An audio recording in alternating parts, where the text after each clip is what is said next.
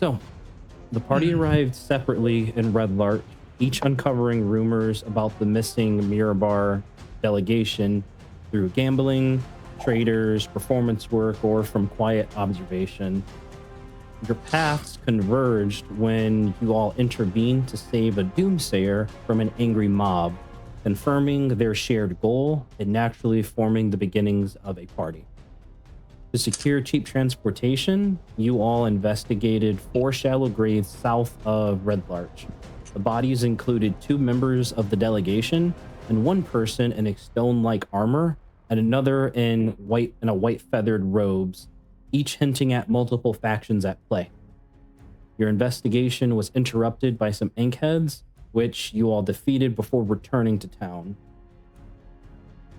Trading recovered goods from a wagon, like you all began to set off towards Beilard, right? Sharing pieces of past, like your past history and stuff amongst yourselves.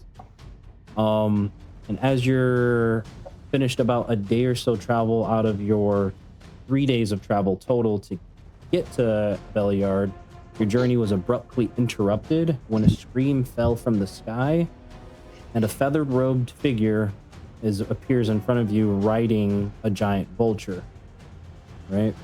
Signaling that perhaps you all were the next to be dropped from the sky.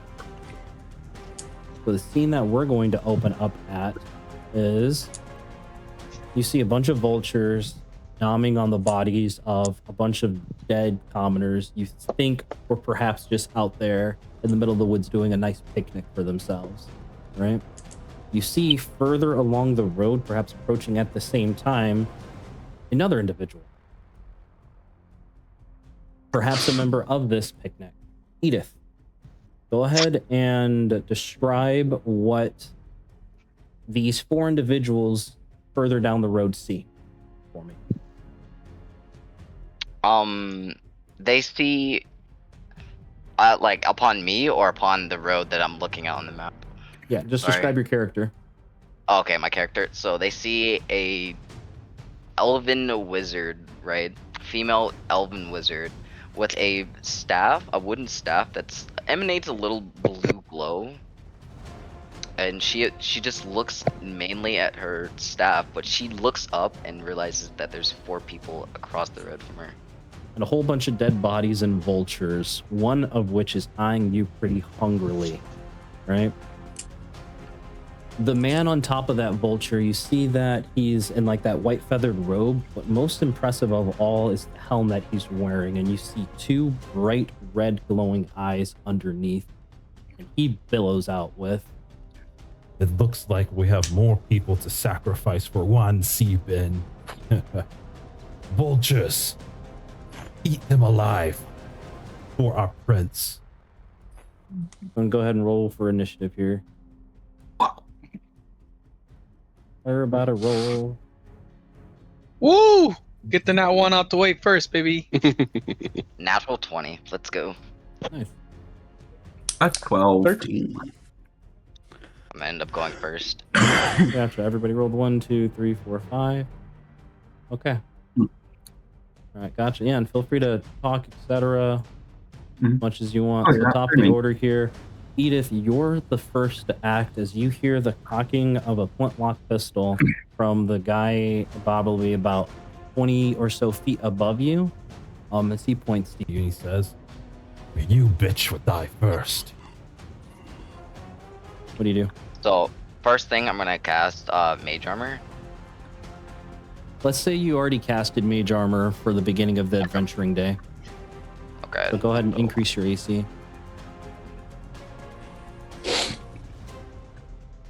Yeah, boom. All right, and then right after, I'm gonna cast a immediate firebolt.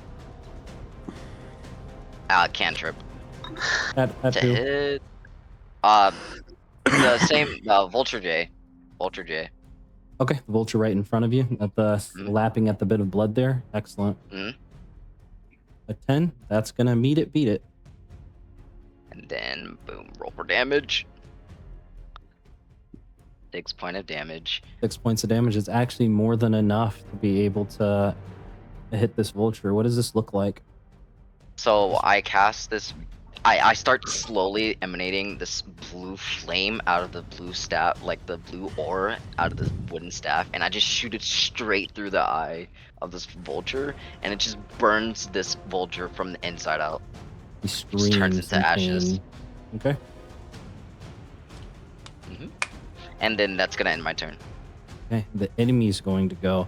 Seeing that you've just killed one of his birds, he's going to point his pistol at you and make one shot against you, Edith. That's going to be for a 9. It cracks and goes wide. Right? He's got multi-attack, so he's going to launch one more at you. For a natural 1, crack. It goes wide. The bullet just digging into the dirt, kicking dirt up onto like your robes there. Right? Then you see him dig his heels into his giant vulture, who seems to be preparing to take flight. Loot, it's your go. Your ears ring from the sound of guns going off. Okay. 5, 20. Shit. Trying to think, because the uphill is an extra 5, right? As long 5 as movement speed. as long as you go up right here. This is a nice gentle slope. Nice gentle slope. If you try to go up like along here, then yeah, I'm gonna make you climb. Go along here. Go along Right. there. So then in that case, 5, 10, Oh, I was gonna 20, 30. I'm gonna move up along to here, or over that slope. And I am going to go ahead and just start trying to clear off some of these vultures from the commoners. No, I'll use my long sword with my shield. And I am actually going to... Where is it? Oh, by the way, Rashad, the music. Yeah. Spell in mind. What? Oh, yeah, That's here. good, I the got music, you. yeah. Yes, sir. I'm going There to you go. That's cast good to know. my divine smites. Okay, gotcha. You have to hit first. Well, you have to hit cast it as a bonus action. And on then a, I have to hit. on a hit. You have to hit first, and then it's a bonus action. Oh, is it on a hit? Oh, Correct. okay. Yeah, you have to hit first. So... That's 20 or definitely 17. That's definitely gonna fucking hit. Go and roll damage for me.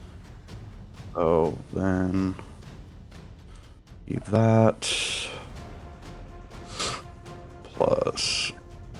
2d8... Total of 20 points 20? of damage. Holy shit. What does this look like as Loot fucking runs up to this vulture whose fucking beak's buried into the guts of this woman?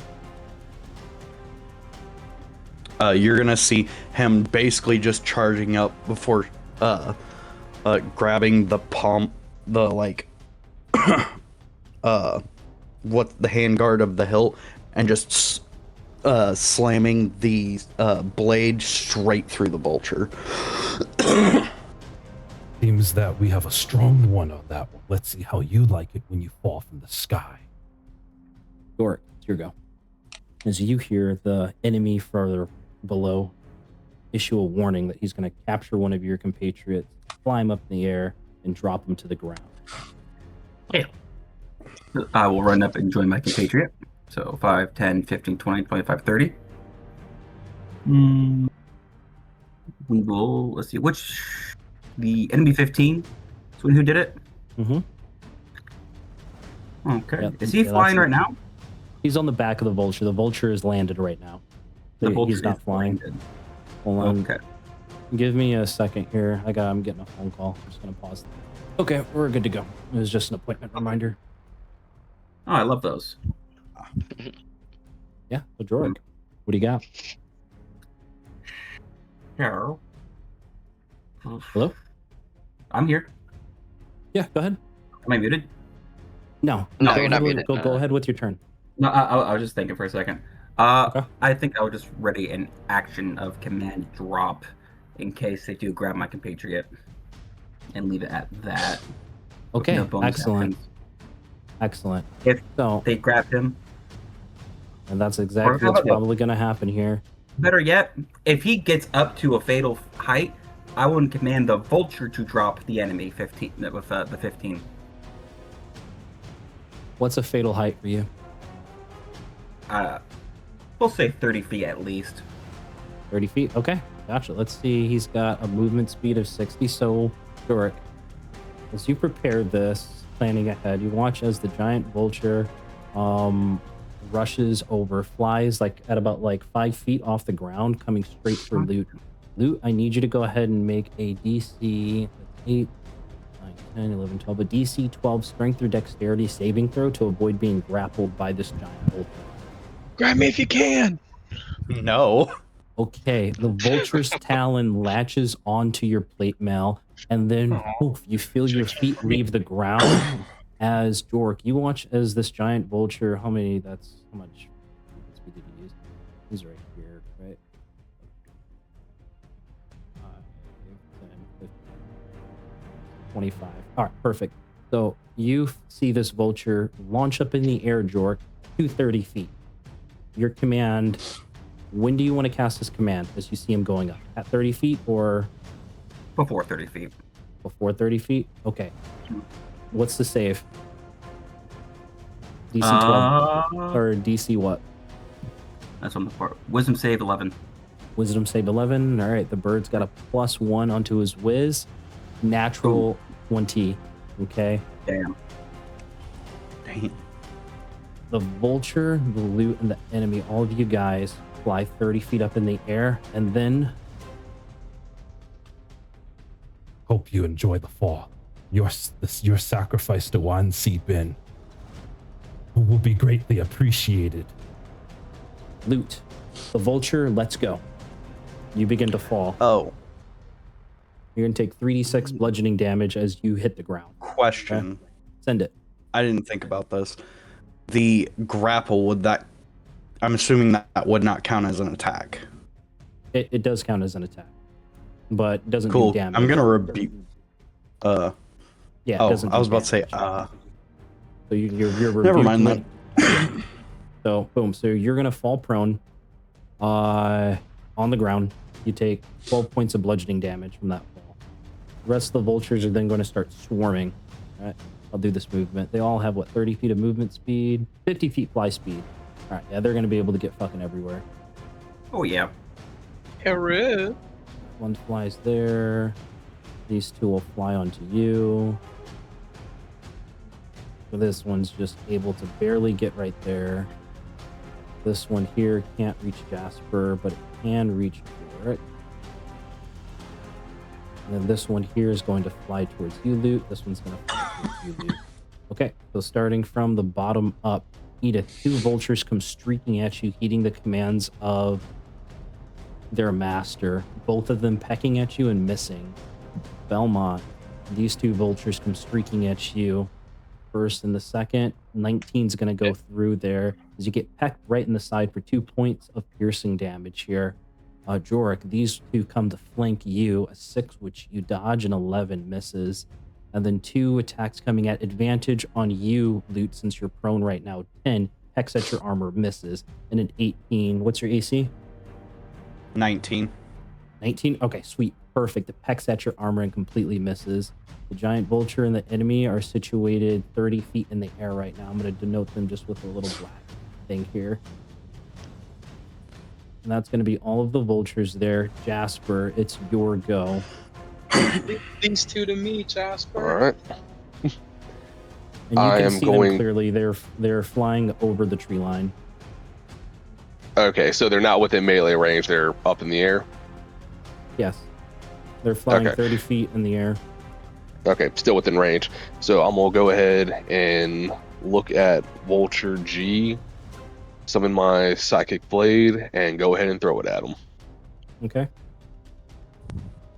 Psychic Blade, what's your range on that? 60 feet. 60 feet normal? Or is that like 20 feet normal? That's total. Like beyond... No, that's total. That's like anything beyond that will automatically miss, but within that reach, it's normal hit. Okay, excellent. Excellent. I mean, it makes sense because they're literally just psychic energy. Okay. Pew. Like there's Okay, no so short or 20 to long hit. range to it. Yeah. Oh wait, no, there is a short and long range. The range is 60 feet and then up to 120 feet. So Really? anything 'Cause it doesn't past yeah, show that. anything past says- 60 feet is going to be at disadvantage, but you can go up to 120 feet. Anything past 120. Okay, it doesn't show in the description. Okay. never mind. Click on the psychic blades that's underneath your actions in combat, and you'll be able to spot it there. Okay, but God, you are figured they gonna would actually connect- put it in the reach. Which enemy did you attack? The enemy or the giant vulture? No, I'm attacking Vulture G The right there vulture? in front of Nagi. Yeah. Oh, Okay. man. All right, gotcha. Sweet. 5 points of damage. Yeah, no, that does it. What does it look like? Okay. Just have you guys ever played Skyrim or any of the other Scrolls? Yes. Okay, it's literally just bound dagger. So I just like summon it to my hand and just take aim straight into its chest. Of course, it doesn't leave damage, but you see it fall dead because of it. All right, and because I use Psychic Blade, I can actually attack again with my offhand Psychic Blade. So I'll go ahead and aim at Vulture F, whichever one's next to G. Okay. So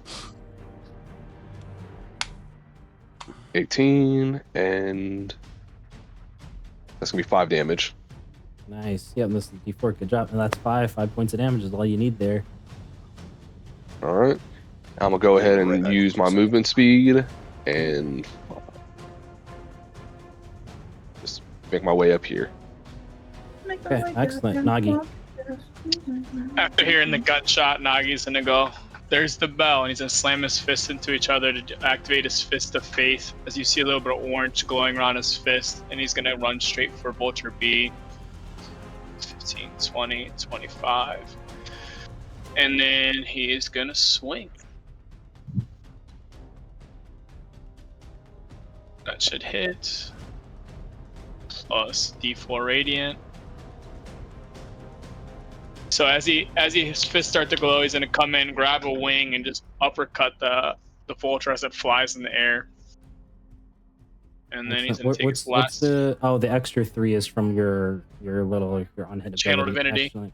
the channel Excellent. divinity, yeah. And then I'm gonna Yep. step my last 5 feet in my turn right here. Okay, L's, yes. Edith. All right. So first, I'm going to cast another fire. Yeah, I'm gonna cast another firebolt to. Hold on. What was the bird to the left of me? The vulture. I can't see his name fully. The one to the left of me. Okay. And I'm gonna roll to hit. Nice, Yeah, nice I- 14. You have to roll at disadvantage because you have somebody within 5 feet. These vultures are like hopping on the ground Okay. left and right, making it hard to aim. Okay. And just do another Walking flat at ya. roll. Oh, there you go, baby. There you go. Boom. Reroll damage. Yeah, see if you roll higher. Nice. And you do. Nice 8. And then I can't move, so.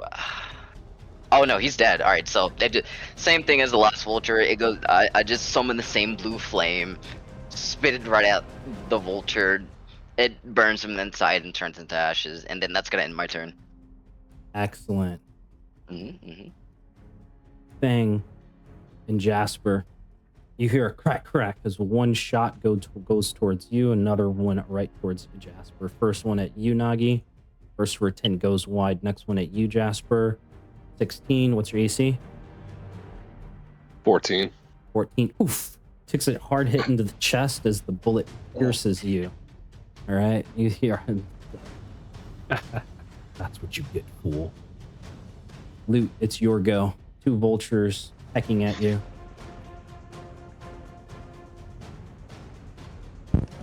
I'm gonna cast Compelled Duel on the giant vulture.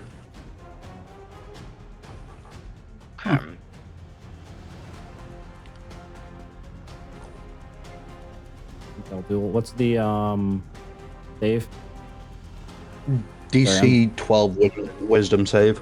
DC 12 wisdom. He's got a +1. Hopefully he fails. He fails big time. Sweet. So disadvantage on all attacks other than you. Mm-hmm. All right. Excellent. And- what does and does then, this actually look like when you're trying to compel a giant vulture? Yeah. I honestly couldn't tell you right at this moment. Mm,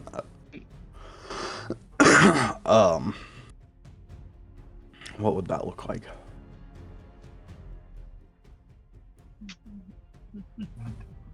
Condemn him to the fire.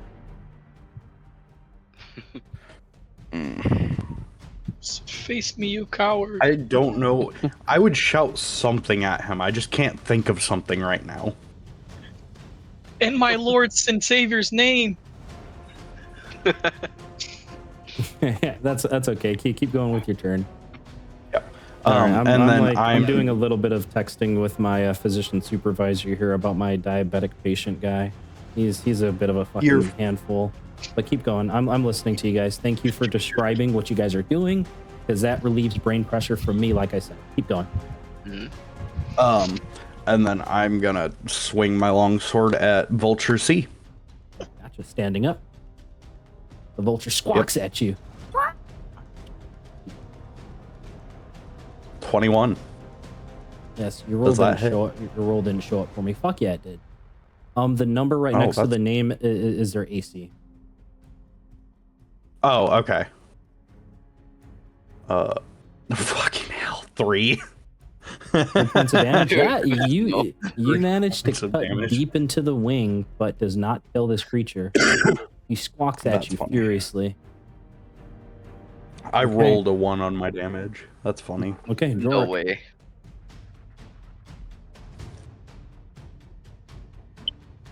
Sorry, I got a phone call. Mhm. All right, I have a vulture by me. No, I killed the one behind you. You just got the one in front of you. Mm-hmm. Again, I have a vulture by me. I just said behind. Nope. Yeah, I think I'm just gonna attack with my rapier because it's right there. Where's the axe in Shiloh? I'm upset. Well, so I will use my rapier to stab this pigeon. I stabbed the pigeon. Okay, you sure as fucking stabbed do. the bitch. 4 Pigeon's been points. stabbed. We're having chicken tonight, boys. Oh. Draws blood. Okay. John. Hold up. Yep. Is it dead?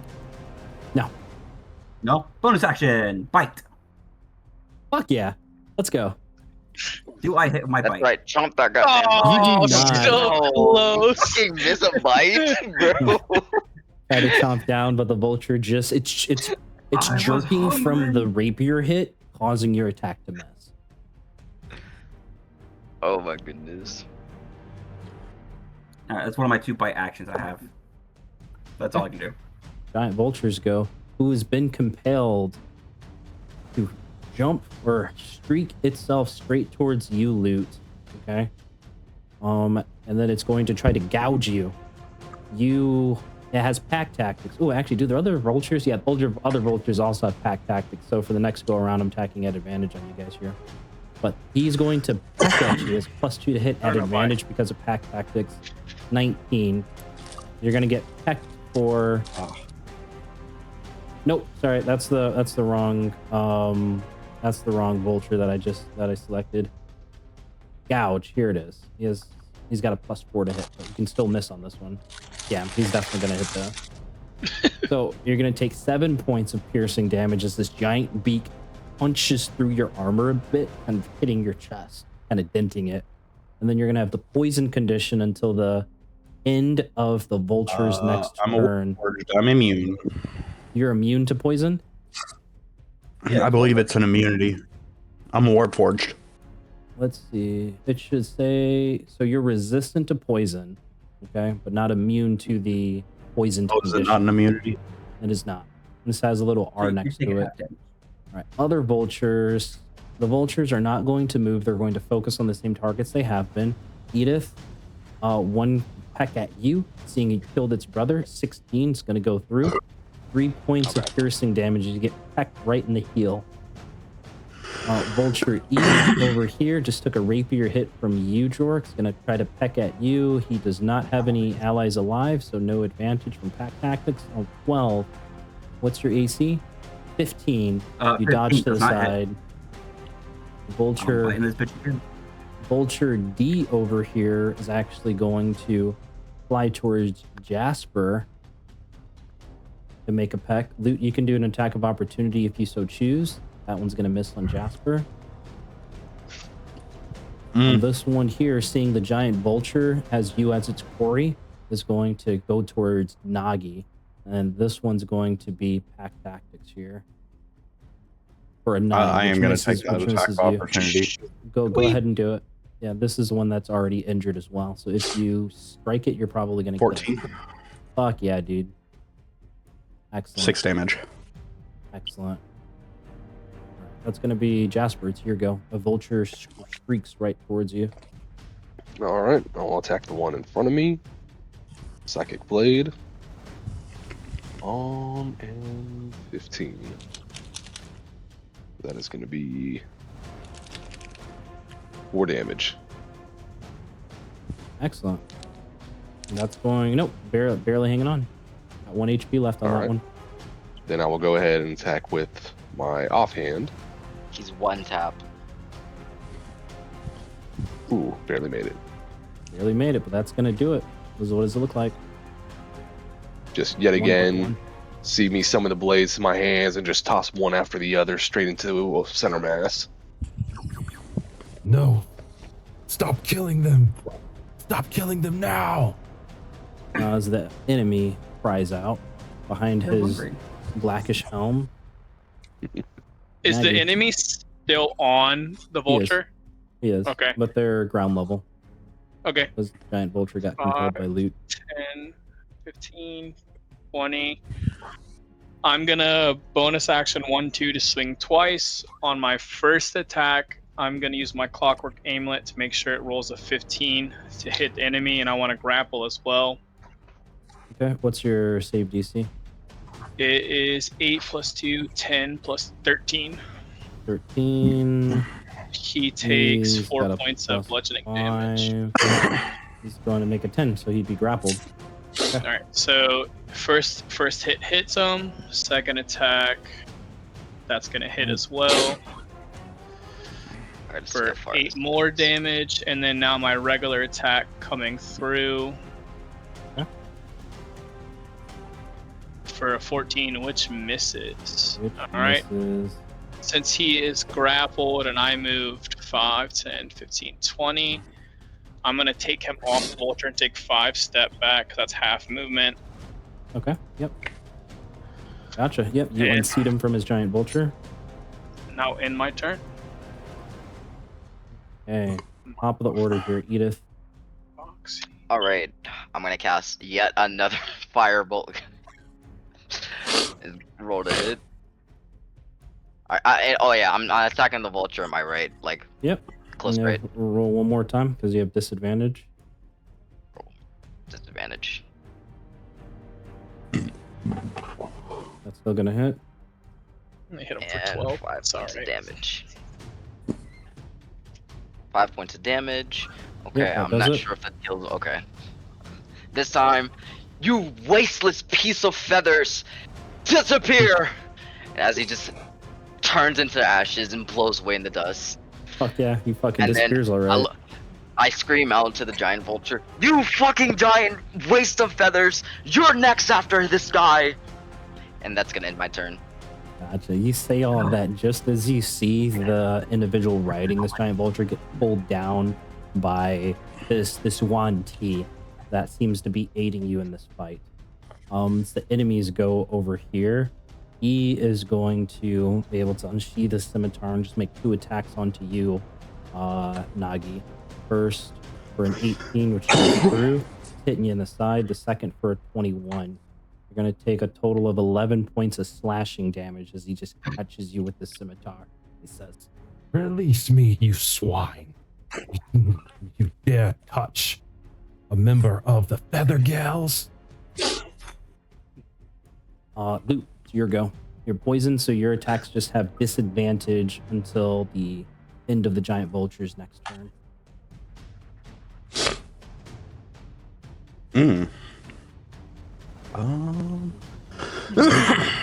If only I could absorb your poison as a reaction, but I'm too far.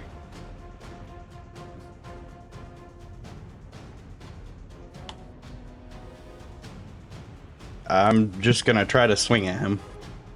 Oh shit, I didn't give my Fist of Faith damage on him, by the way. He gets an extra 3 radiant on the enemy in front of me. Okay.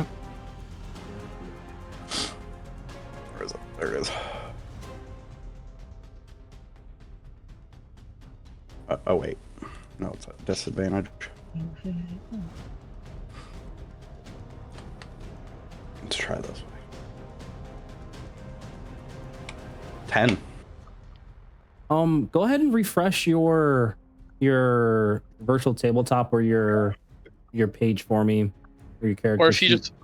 He Is your might stuff- have to right-click on his rolls and click it to everyone instead of self. That might have been a thing.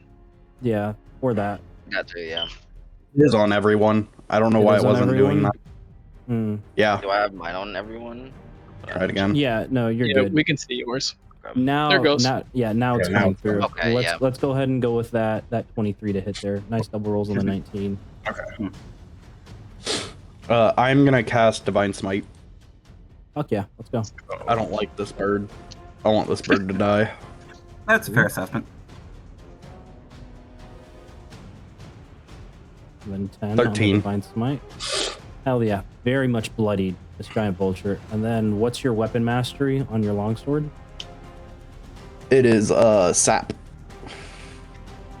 So it Hell has yeah. disadvantage on. Okay, gotcha. Remind me when it gets to his turn.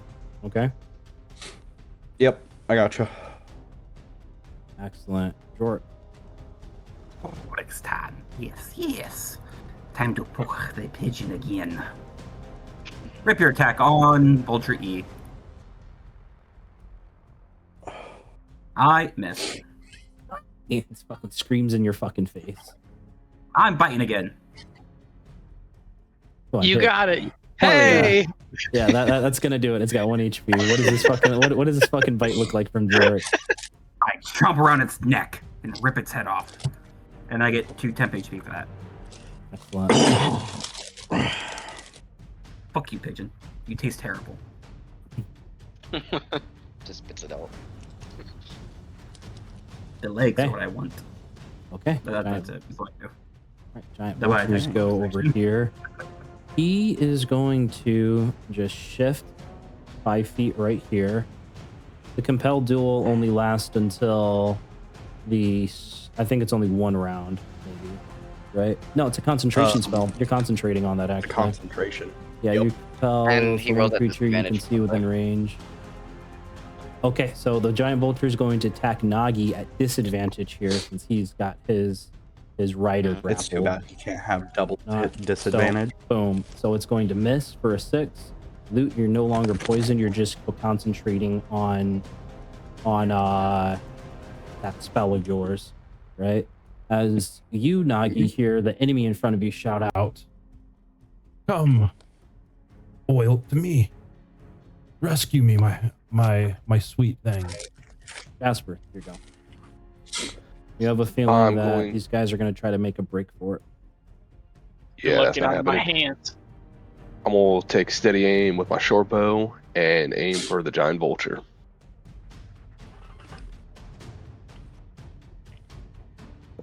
Let's go. 18. This is gonna be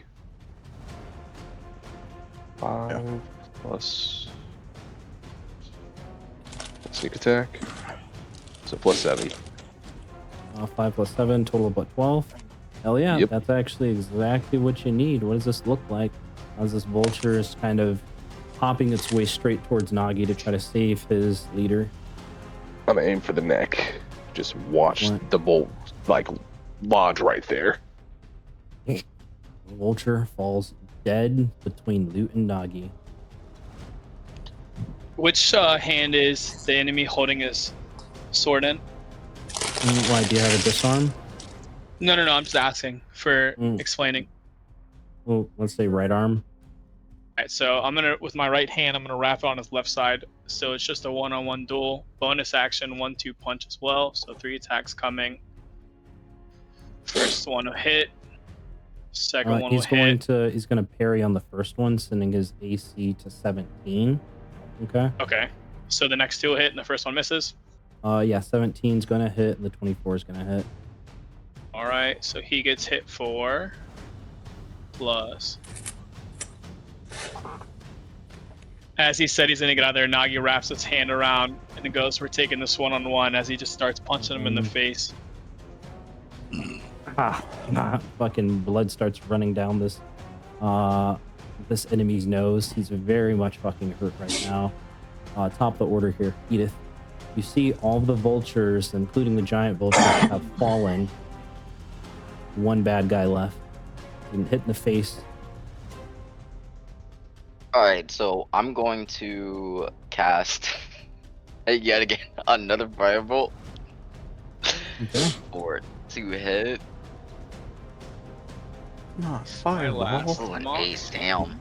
The angle's perhaps a little bit too steep as your firebolt goes wide. Mhm. And then I'm going to actually move a little closer. Hold on. 10, 15, 20. I'm gonna be at the bottom of the mountain. Okay. Gotcha. And that's gonna end my turn. The enemy here is going to use one of its 2 attacks to try to shove to break your grapple away from you. So Nagi, I need 8, 9, 10, 11, 12. I need a DC 12 strength or dexterity save, Nagi, to avoid being pushed 5 feet to break out of this grapple. 18. You resist. He tries to push Okay. me. I just pull him in closer and whisper in his ear, "You're going nowhere." And as you do, you feel the sharp sting in your side as another attack is going to connect for 8 points of slashing damage. You retort. I'm gonna rebuke the violence. I'm gonna take a Okay, hell yeah. reaction to do Bloody but Unbowed to get my 2 Moxie points back and Okay. get my From temp HP. Excellent. Loot. What does that ability do? He needs to make a DC 12 Wisdom saving throw. On Okay. fail, he takes The radiant damage or... equal to what he dealt. On success, he takes half. Okay, gotcha. So he's going to take half over here. Fang, you say this, right? And he's Says, Yan Si Ben sees all. It matters not my death. Your death will come soon enough, fool. as Loot. What would your reaction actually look like as you see Nagi kind of take this stab wound before digging deep? Or So get as bloodied? soon as he stabs Nagi,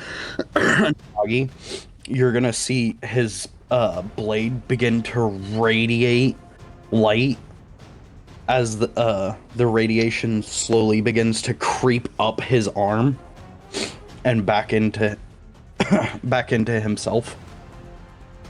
Excellent. Incredible. That's going to end his turn. Loot, it's now your go. You're darn right, it's my go. I'm gonna drop my sword and hit this man with a warhammer.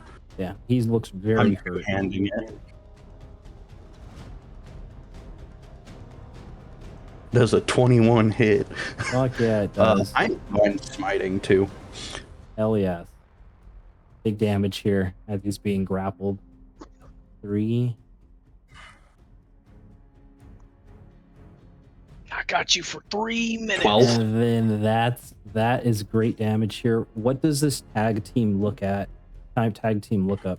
Nagi, how do you set up Loot for the kill? And then So, Loot describe as- the kill. As he tries to shove me and stabs me, like I said, I pull it in closer. You see the orange start to glow under Nagi's scales as he starts to push him back towards Loot as Loot comes in and does. So as he does that, Loot's gonna run around the vulture, or before just dropping his sword, grabbing his hammer, and whirling around. As he whirls around, he's gonna just go run from this and then take his head right off. Ooh. I'm about to Nice. see something. Head goes flying. Yeah, let me The change up the Nagi just music lets here. go. His body goes limp and falls. Okay. Absolutely incredible, everyone. Gonna use. As Was I'm the going to hindsight turn, necessary? I'm going to turn the scene over to all of you. You guys will let me know when you are finished with your scene, when you move your character tokens down towards the bottom of the map, okay? Otherwise, it's on all of you. As you do that, loot, I'm gonna drop them, and you see me wipe my body off. And as I do, my hands are gonna glow as I do lay on hands to heal 9 points. Nice swing. Oh, thank you. Yeah, it was. I'm tired of birds for the day. As he says as he goes back to grab his long sword. I'm gonna bend over and start TP taking says hi to you. Yep, tell her I said hi. I'm gonna bend over He and said hi, start man. taking the cloak off of the enemy. This is the second one we've seen. Mm-hmm. I'm at the bottom of the hill and I scream, guys, you are mighty warriors up there. I see your noble deeds. What is it that you guys are on about this quest?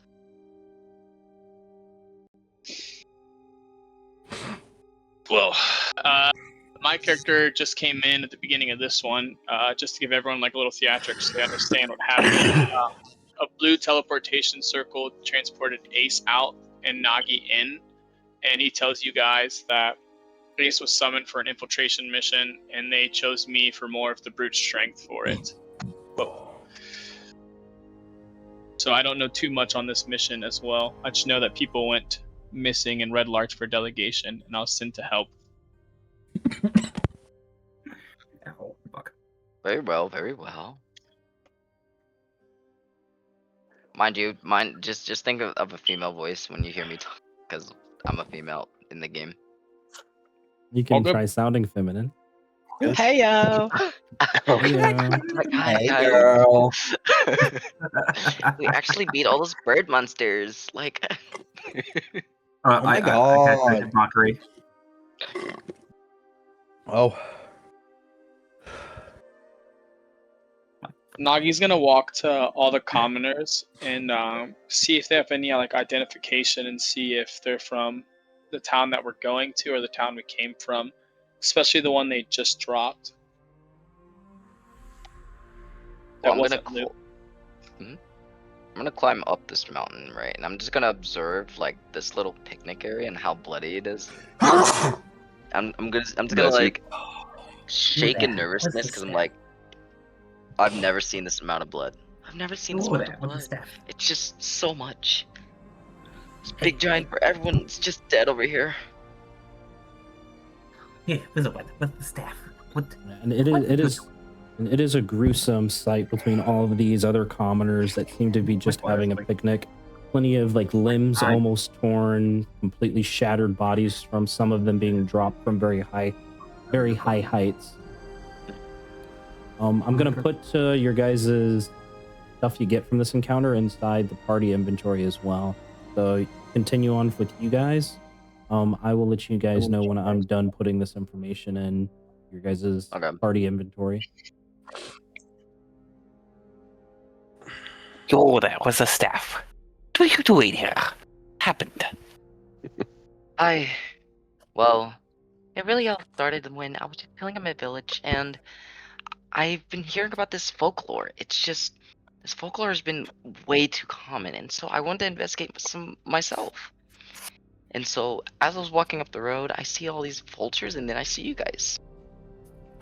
Fair enough. You, we have a basket here. Shall we enjoy? You know, all this blood is kind of putting me off. I don't think I can eat right now. I'm gonna sit down and start eating whatever snacks I get out of the basket. Yeah, there's like a couple of sandwiches pre-made, some apples, oranges, and others fruits, but some if not all, in some semblance is covered in blood and or viscera.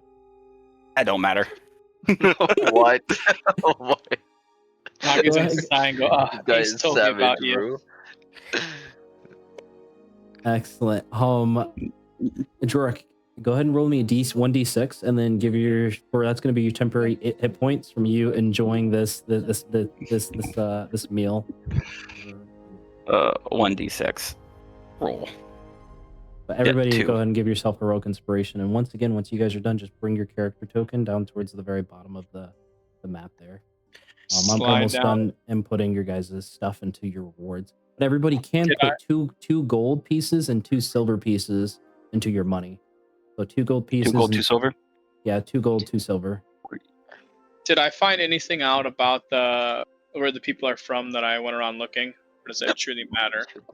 You can. There's nothing necessarily identifying these guys from which town that they came from. Perhaps they could have came from Breadlarch, or perhaps one of the neighboring smaller settlements. But you are also like upwards to already, like what, 50, 60 miles away from Breadlarch. So perhaps they were just out here living in the woods. Perhaps they're a huge family. You're not necessarily sure. How many rations do I have currently? I have 9 I'm rations. just sure there's no survivors. No That's fine. survivors. Anyway, I'm just gonna pack up this Jeez. basket of whatever food's on the table and just take it with me.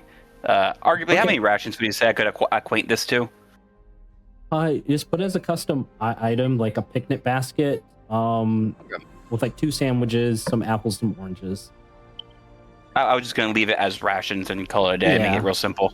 Like Yeah, just I don't 2 know. rations then. Yeah, go ahead and do 2 rations. That's Okay, perfectly. we'll make fine. I it like even easier for you, I like just it. so it's I'm more gonna streamlined. down.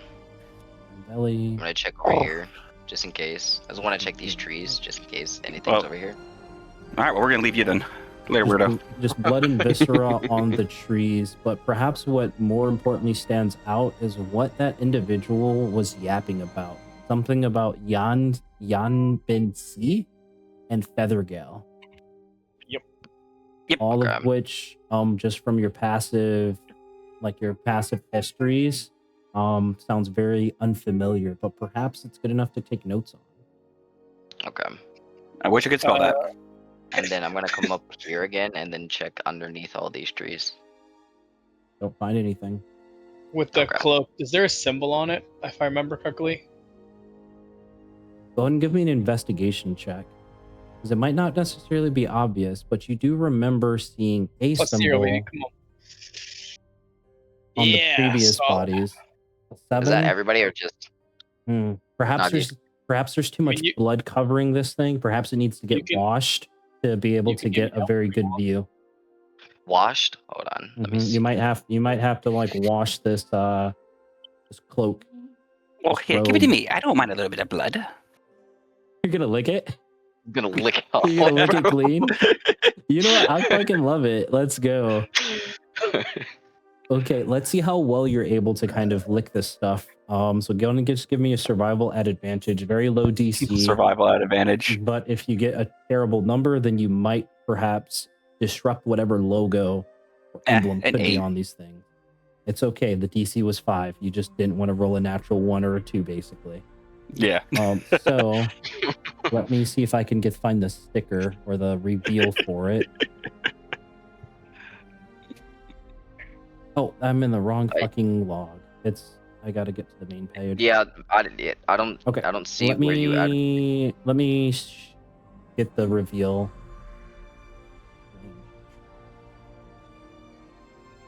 Yeah, so this is the symbol that you see, or that you find on it after Drurik takes the time to lick the blood and the viscera off of his cloak.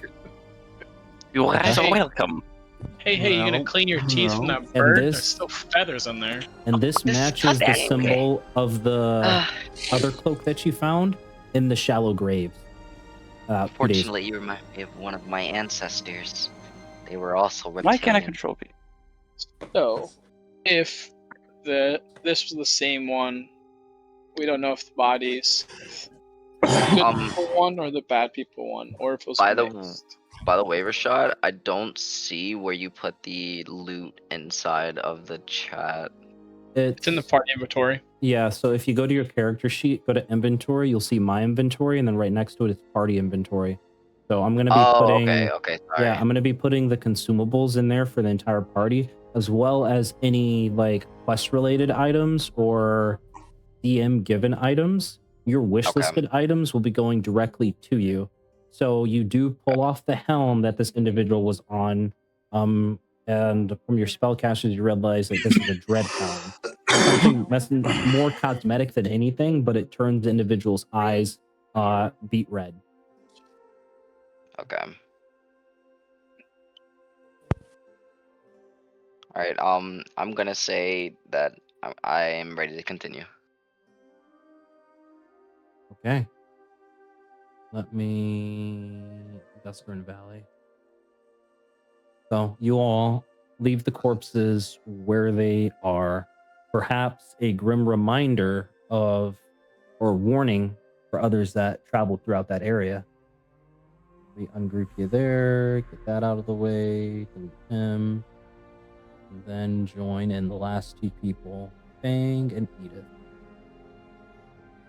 You guys know that you're probably about halfway there to Beilard, your destination.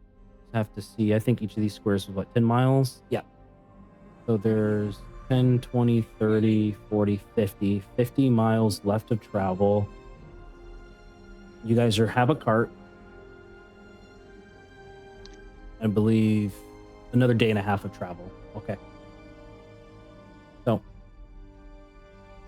Down to ride if you guys are. You guys Can we continue take a to long travel. rest on this or no? Yeah, you certainly can. There's plenty enough time to be able to rack out for the night as you do a day of travel. And as evening approaches, you know that there's going to be a upcoming bridge that you'll have to cross that's relatively close to Beilard. So you guys are situated traveling at night together as a group, making camp. Okay. 2, 3, 4, 5. There you go. And so, from that travel, perhaps there's other things that that some of you might have mulled on, perhaps not. But whenever you're finished with your long rest, just drag your character up towards the end of the road, and that's how I'm going to know that you guys are done.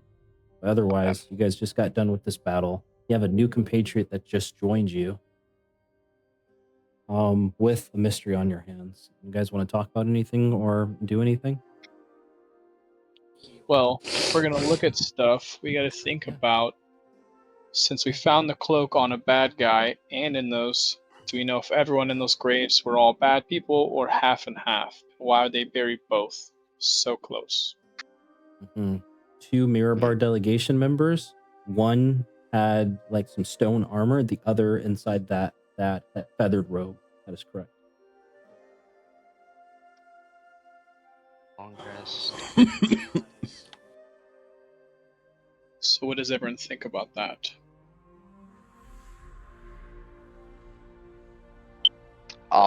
Sorry, I'm taking my long rest and like going through my spells and shit right now.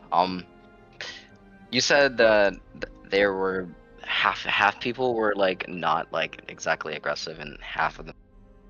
No, so in the graves we found 3 dead bodies, one of a crushed head, and then there was also a robe that Druid stole.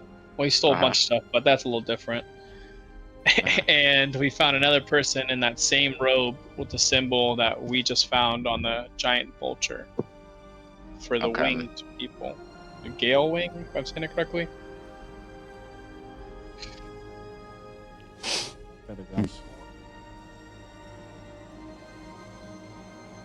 Edith's just like, well, I'm not really from this area. The birds do kind of seem abnormal since they did just attack us out of nowhere. I have no really real origin of why they attacked us. Well, I think the origin was the guy in this robe as I hold it up. I mean, it seems like he was the one controlling them on the giant one. But in a sense, how do he would control them? Like, did he use some kind of magic or? From that entirety of the battle, you didn't see him cast magic, just issue orders and commands, and the vultures obeyed. They could have raised them from when they were little, or they could all be under the giant one's control, and the giant one just liked him. You never know. It's a mystery. Okay. And it's quite the beautiful night for all of you. The stars are out. There's not an inkling, besides for perhaps the fire that one of you might have started. There's the sounds of like sleeping cricket, or not sleeping crickets. The sounds of just wildlife out and around you. I mean the mic. Nope, stop. Fuck. Well, okay. Well, I'm gonna just use a spell called Dancing Lights, just for roleplay purposes, and just spread the lights out, kind of like 60 feet away from us. They just light up at little areas in 10-foot radius. Dancing lights. Yeah, you illuminated this area, causing a couple of rabbits perhaps to like scurry forth, but there's no obvious threats around. I'm gonna step out and just do some more training and look for some snakes to do my animal friendship with. Hmm. I'm mic on now. All right, my mic's on. I'm gonna take my long rest. Well, all my chatter that apparently went nowhere because no one could hear me. That's my fault, but we'll just ignore it as if it never happened. Okay. Well, it didn't happen. Blink. Exactly, because I was yelling at you for saying my name wrong. It's Drorik, you scumbag. Well, this is a new character, right? Drorik. You must roll your eyes. Every new character has to pronounce Doric's name wrong.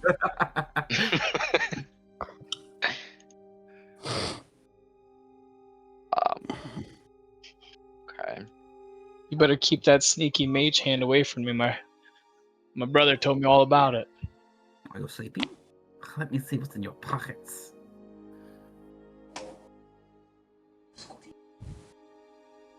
Nothing wrong with my sneaky mage hand. It's useful. Let me check my spells. Let me manage some of these spells, cause. Okay.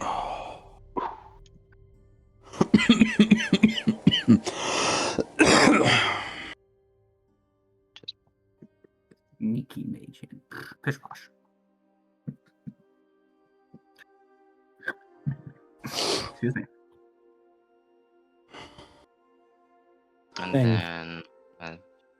Nagi, as you're conducting your mantras, right, you do find a small garden snake kind of slithering up to you, seeing that you're a Wanti. Right? It doesn't necessarily pay too much other attention to the other compatriots, but it seems very much interested in you. Perhaps your mantra, your ritualistic training, perhaps kind of. So what you'll see is it's not like your normal punches. I'm moving in more of an unorthodox way, more like fluid instead of There we go. That's right. normal straight jabs. As he goes to grab the snake, it's like let it crawl up his arm, sit on his shoulder. Just for the rhythmic movements, every time he hears the snake make a hiss, he tries to move with it to help with his training. The snake seems to find a little bit of a companionship with you Great. as now we it have a new settles upon your shoulder.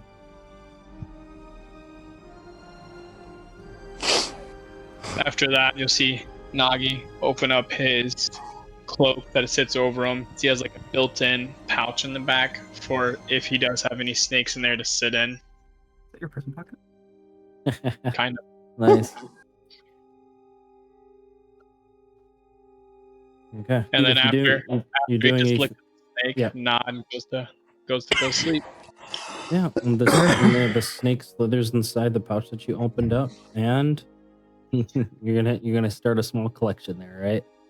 Edith, you're Something still like that. situated down there though. Are you done, or you got anything else?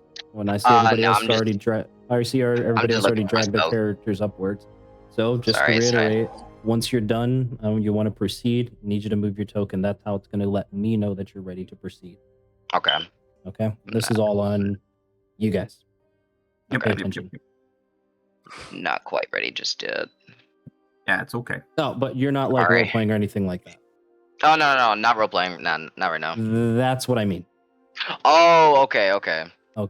Like, As- yeah, this is okay. time for you guys to do whatever you kind of want, stuff like that. Interactions. Exactly. Player-driven interactions. So Oh, okay. Ooh, wait. Well, I can all- still go through all my spell shit because we're yeah, like that's long fine. rest. Okay, my bad. Fang, you're gonna say something? Uh huh. You're gonna say something? Yeah, sorry, I was taking a bite of something to eat. I'm gonna look at lizard folk and go, looks like we both have scales, not just you. Core scales are not as good as mine. You some lesser lizards. Horse reptiles. And then he's gonna look you up and To down, you. more of like a disgust look, and go, "You're not pure." That's it. I'm robbing you tonight. For protection. And you've been robbed.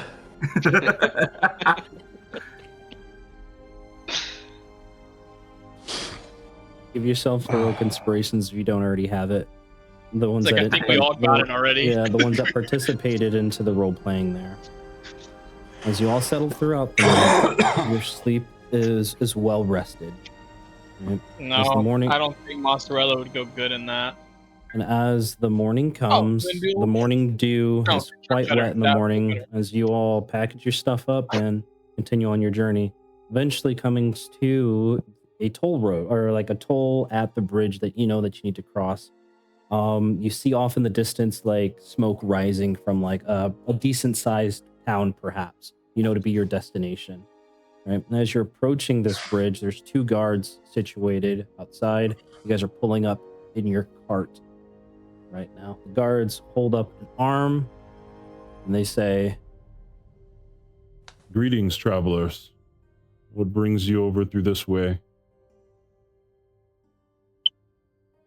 Will you be able to state your business, please? Where are my notes? We're looking for a missing delegation. All right. Oh, you all are adventurers. I see. Well, by the all of the garb and other things, all the weapons that you have on you, I guess that was self-evident. Looking for a missing, like, caravan, you say? Yeah.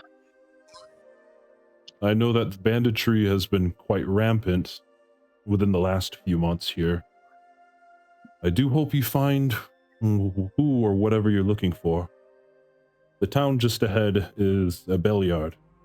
There you might be able to find information from the town's captain.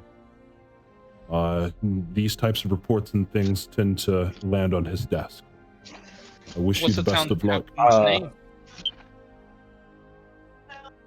I'm just gonna pull the team to the side, like so the guard can't hear us right now. I'm just saying. Hey, I guys, wanted can to you- insight check him. I see.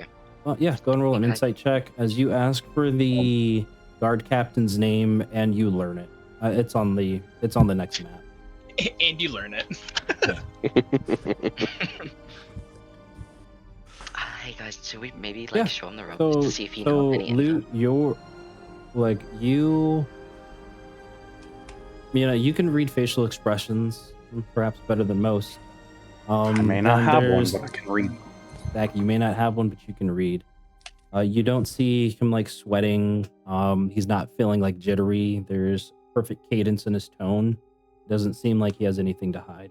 He truly is just one of the 2 guards there that's manning up this bridge. Perhaps just like a regular customs checkpoint, right? Okay. Says, Edith. well, you do have to pay a toll. It is 5 silver per individual to travel across this road. We have a lot of material to maintain.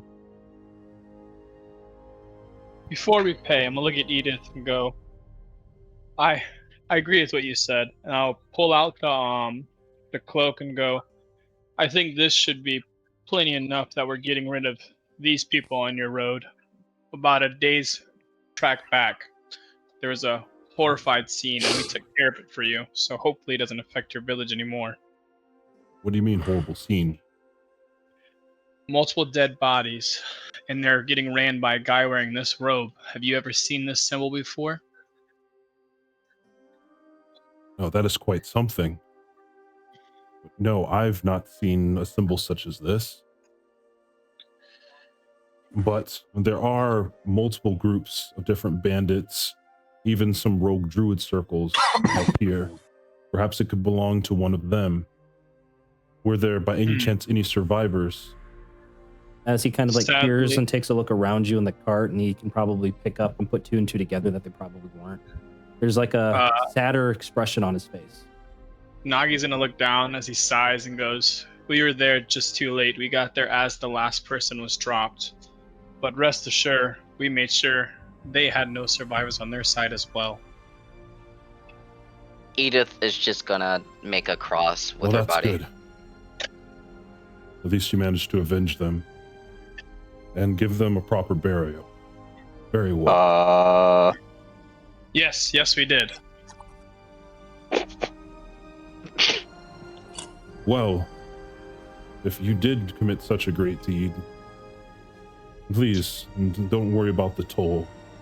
Go ahead and make your way to Beilard.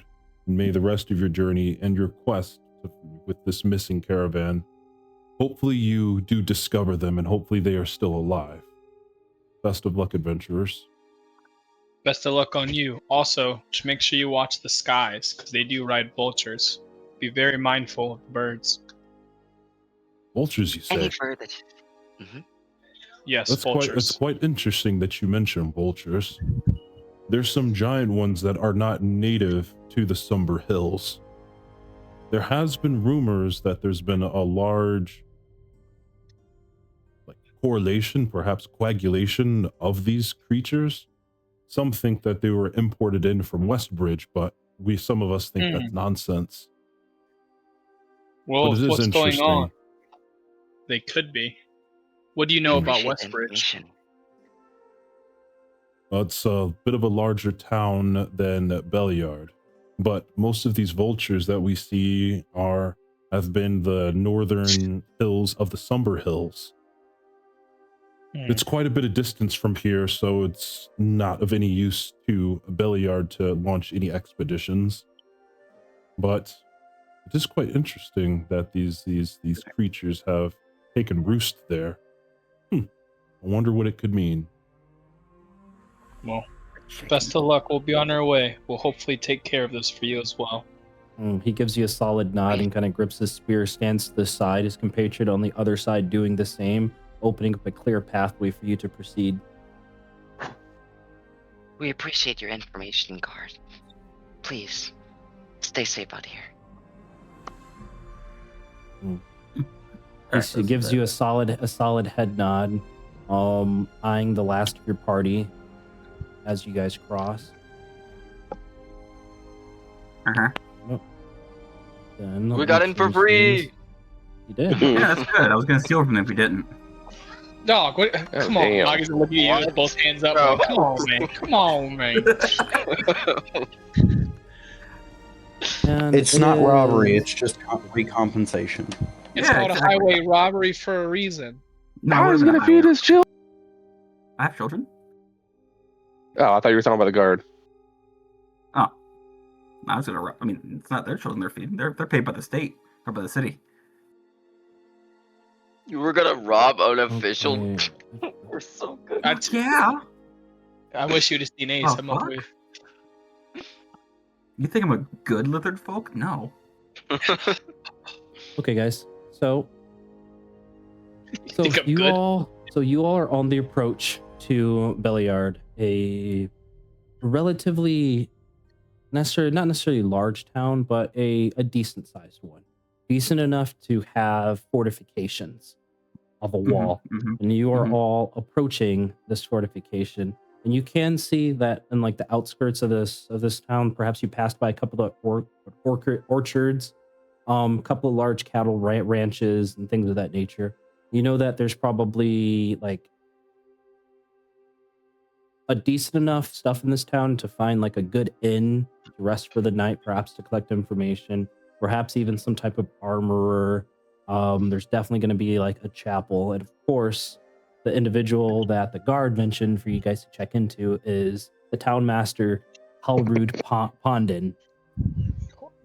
You also remember the two individuals that you helped fix their cart, the children of Nashor and Sinya Fludrin, the owners of the Watchful Night Inn. Right? So as you guys are on the approach, 2 guards manning the gates. Take a look at you. One of them is a dragonborn, and he says, Welcome to Beilard. You have a cart with you. Please stand by for your inspection before we allow you to pass. Do you have any articles to claim, any dangerous weapons or magical items that we need to be aware of before it crosses into this town?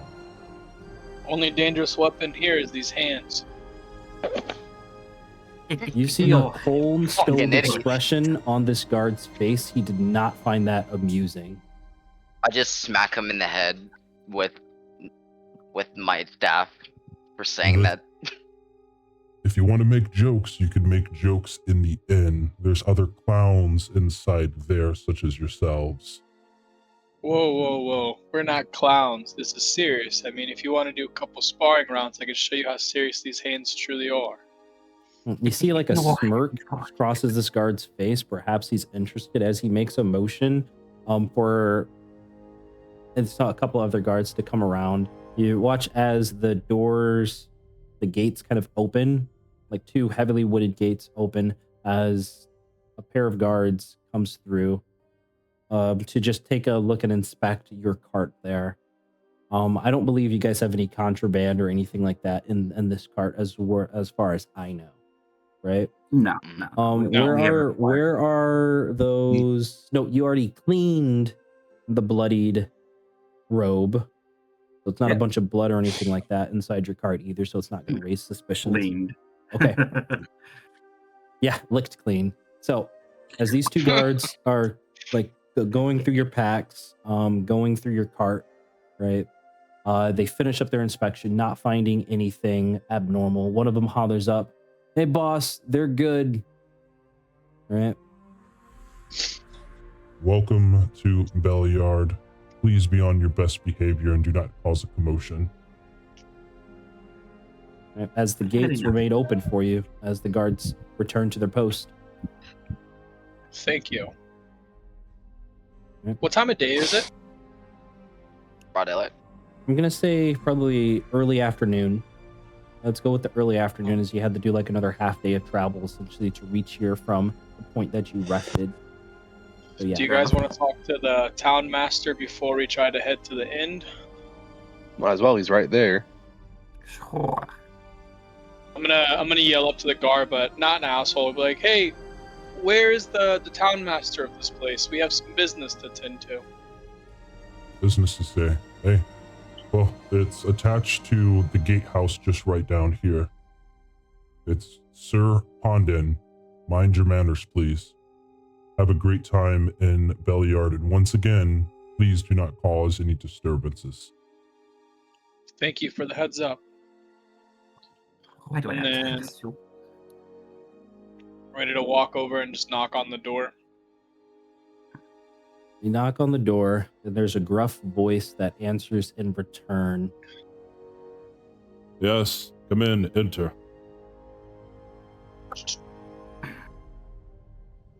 And as each of you file into this small guard room, right, each of you filter inside the small guard room here. It's nothing special. Right? There's a couple of seats up against the wall, even like 2 cages where they would probably place individuals under arrest. There's a pretty relatively tidy desk in front of you that sits the town master guard Pondin. He looks at each of you as you come within view. Luke, however, you situated still outside the gates? Or are you with the rest of your compatriots? Oh no, I'm coming with them. Sorry, I'm paying. I'm listening. I'm just not.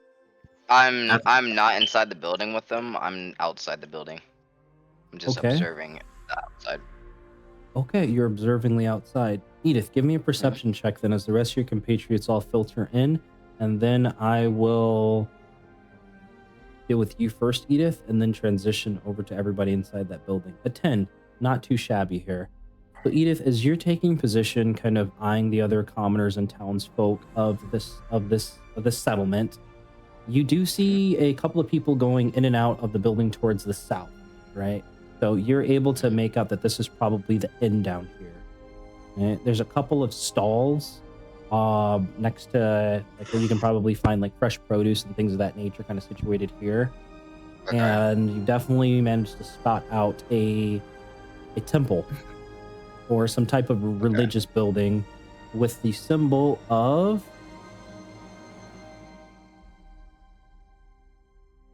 the god of agriculture, Chantia. Okay. Right? Those are perhaps the most significant buildings in the immediate area, but you're not drawing any attention to yourself, as there's a couple of people around the pond and things of that nature. Anything you'd like to do, Edith, before I switch over to the other compatriots? I do want to check this water that's in the middle. Yeah, it's just regular water. Just regular water. Okay. Nah. I'm gonna just continue to wait outside the building. Okay, just wait outside, post up. Okay. Mhm. The town master turns to you all and he says, Well, welcome, adventurers. Do you bear good news or bad news for me? Well, could be a little bit of both. Well, let's make introductions. I'm Town Master Haldred Pondon, but you can just call me Pondon. I'm Nagi Belmont, but you can call me Fang. It's a pleasure to meet you. My name is Drolik. Pleasure to meet you, Fang. Pleasure to meet you, Drordic. I'm Luke. My compatriots. Warforged. We don't see many of your kind here. It's a pleasure to meet you, Lute. And the one in Jasper. the robes there. Jasper. Sorry, I was looking something up real quick. My bad. Jasper. Pleasure to meet you too, Jasper. Now, what news do you have to report?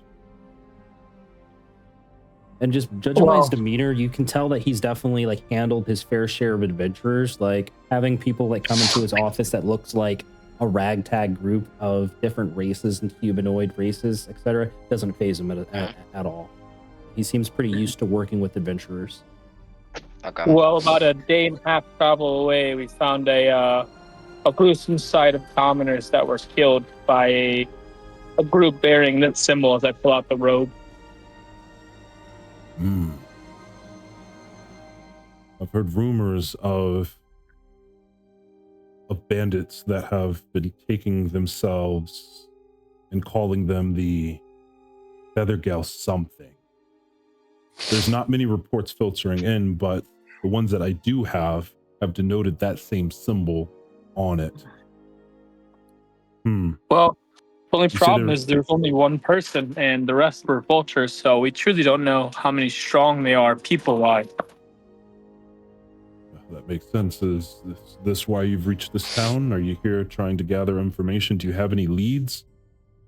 Well, Imagine your quest is to hunt down these culprits. that wasn't our original quest. We're here for the delegation that went missing, last seen in Red Larch, and we read their receipts when they were there. Yeah, the delegation, they passed through here not but a week ago, a 10-day. You know where they were heading to. I believe they said they were heading towards Summit Hall. They spent about 2 days here to rest and recover. They had a pretty large caravan traveling. They headed south from Beilard, as Summit Hall is it's a monastery, a fortification, if you will, for the Knights of Summit Hall. It's a well guarded and well armed location. Now, Did any of them look like they were recently injured? Reaching the what? Recently injured. No, not at all. Everything was in pristine condition, and they had at least 12 guards with them. I'd find it very hard that, like you say, this caravan to go missing. They were quite well armed. But there have been rumors, as you so say, that speak of this disappearing caravan. I myself find it a little bit hard to believe. And I'm just gonna walk in mid-convo. and then tell everyone what the religion, the god of farm, agriculture, I meant. Yes, Shantia, And that's then who we worship. Nagi's gonna chuckle and go, time and place, Edith. Time and place. And who is this? Is this one of your other compatriots, I imagine? Yes, adapt and spell, but not social encounters, I guess. Well, pleasure to meet you. Your name? Sorry, Edith. Pleasure to meet you, I Edith. don't do good in large groups. I'm sorry. Well, I don't have any quest per se to give you, and it seems like you are already on the tail of two different ones, perhaps pulling you in two different directions, eh? But if you're looking for a place to stay and recuperate for the night, the Watchful Inn will situate yourselves well.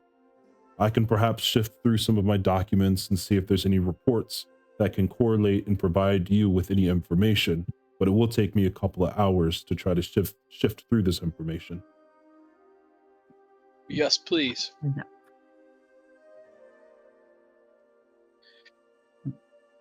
Is there any chance that I could hang on to this robe here? I'm gonna look at the group. Go. I mean, we have two. I mean, he is well known here. Everything we heard. Yeah, and you I don't say see why a person that wore this attacked a group of commoners? Well, they were there when they were all dead. So. Unfortunately, I'm pretty sure we saw a bunch of bodies that were wearing the robes, right? Two of the bodies you pulled off out of graves, correct? One of the bodies pulled out of the grave earlier.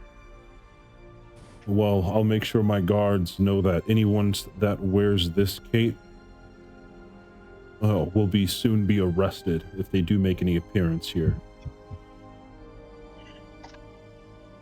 Since they were at a grave, did we read the grave before we took the body up?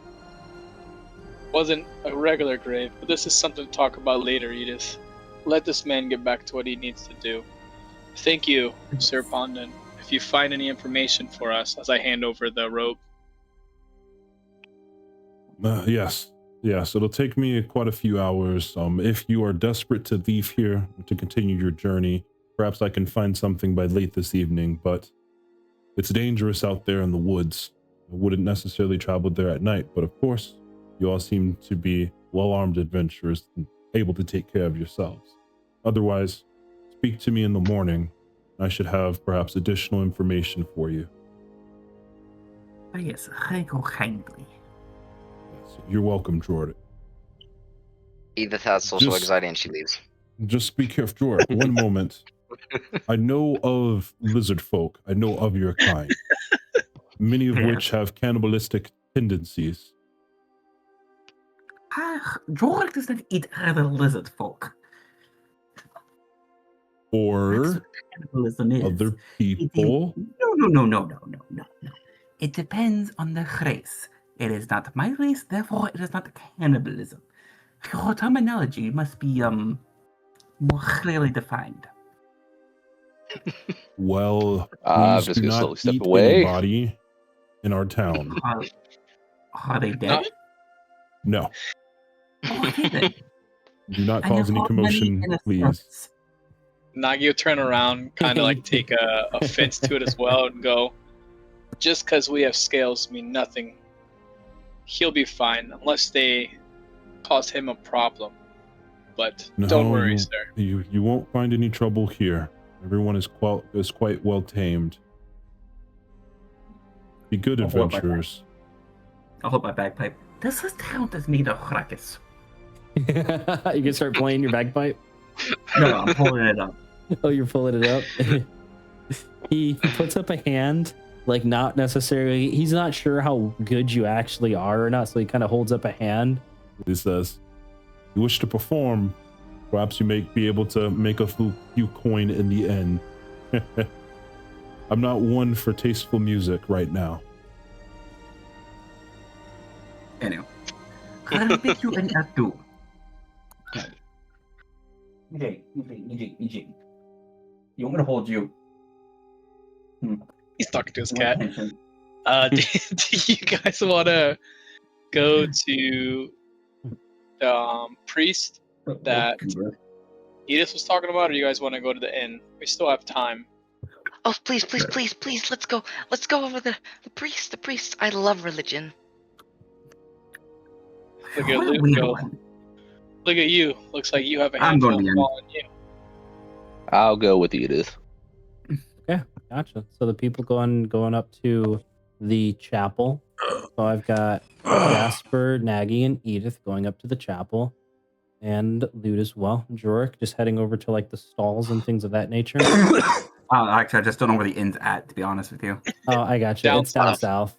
It's the one Down down south? south with Sinya and Neshor. Yeah, I'm Okay. just gonna go to the inn. As you head in towards the opposite direction. Okay. Well, let's start with you first, then, Jorik, over here. Okay. Okay. Or are you going to situate outside and wait for your compatriots?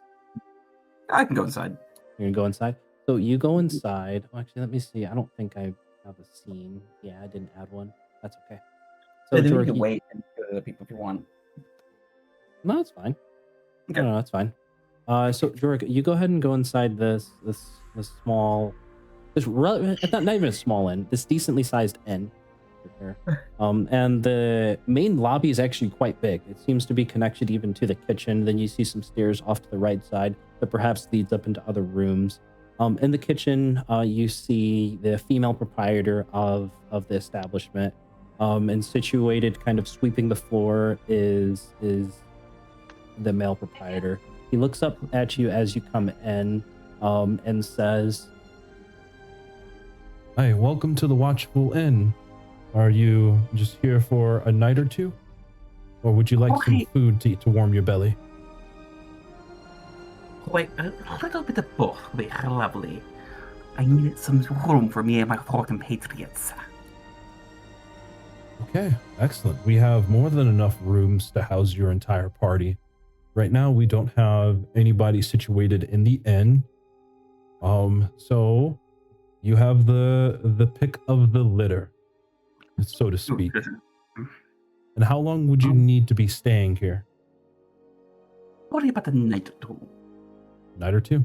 Excellent. We'll have your rooms prepared for you for later this evening.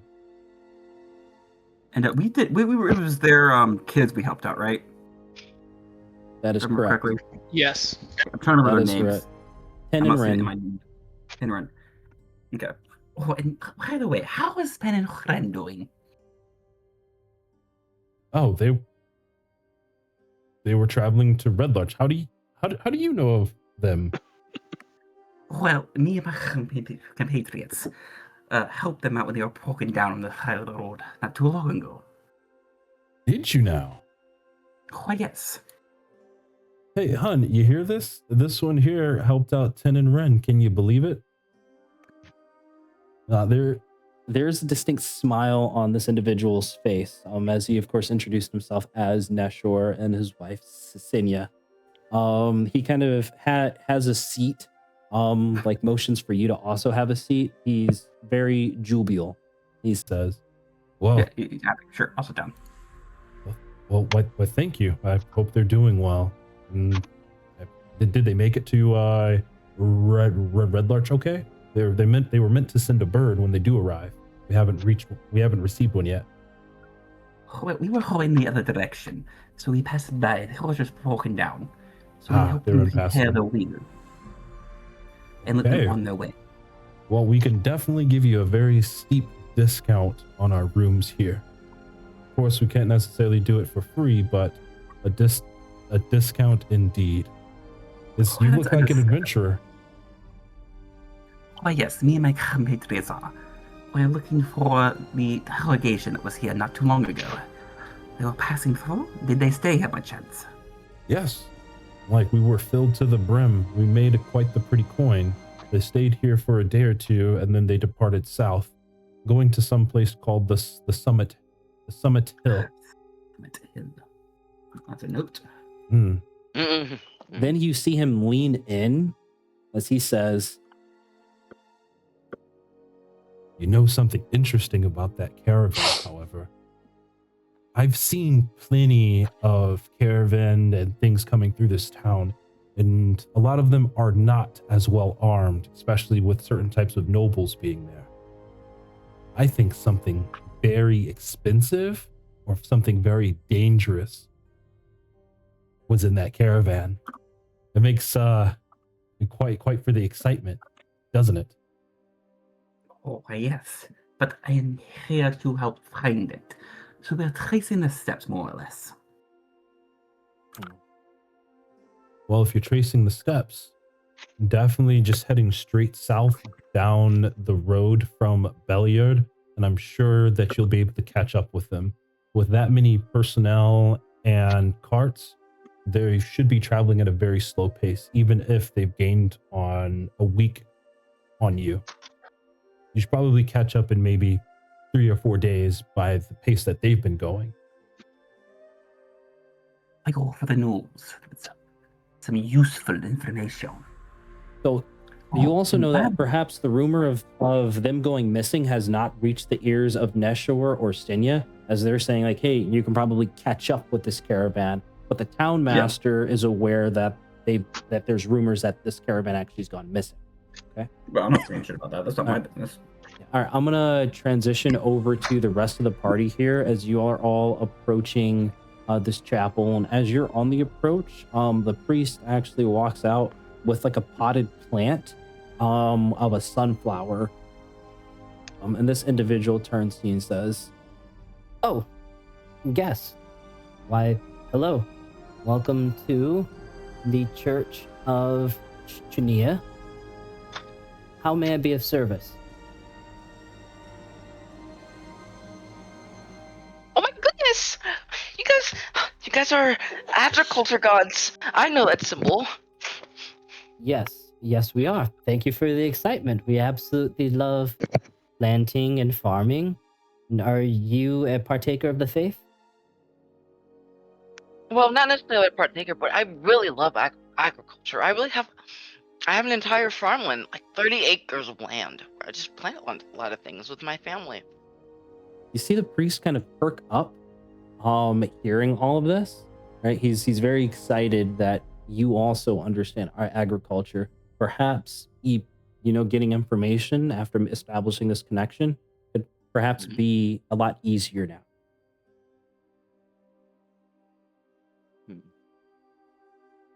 He says, he continues.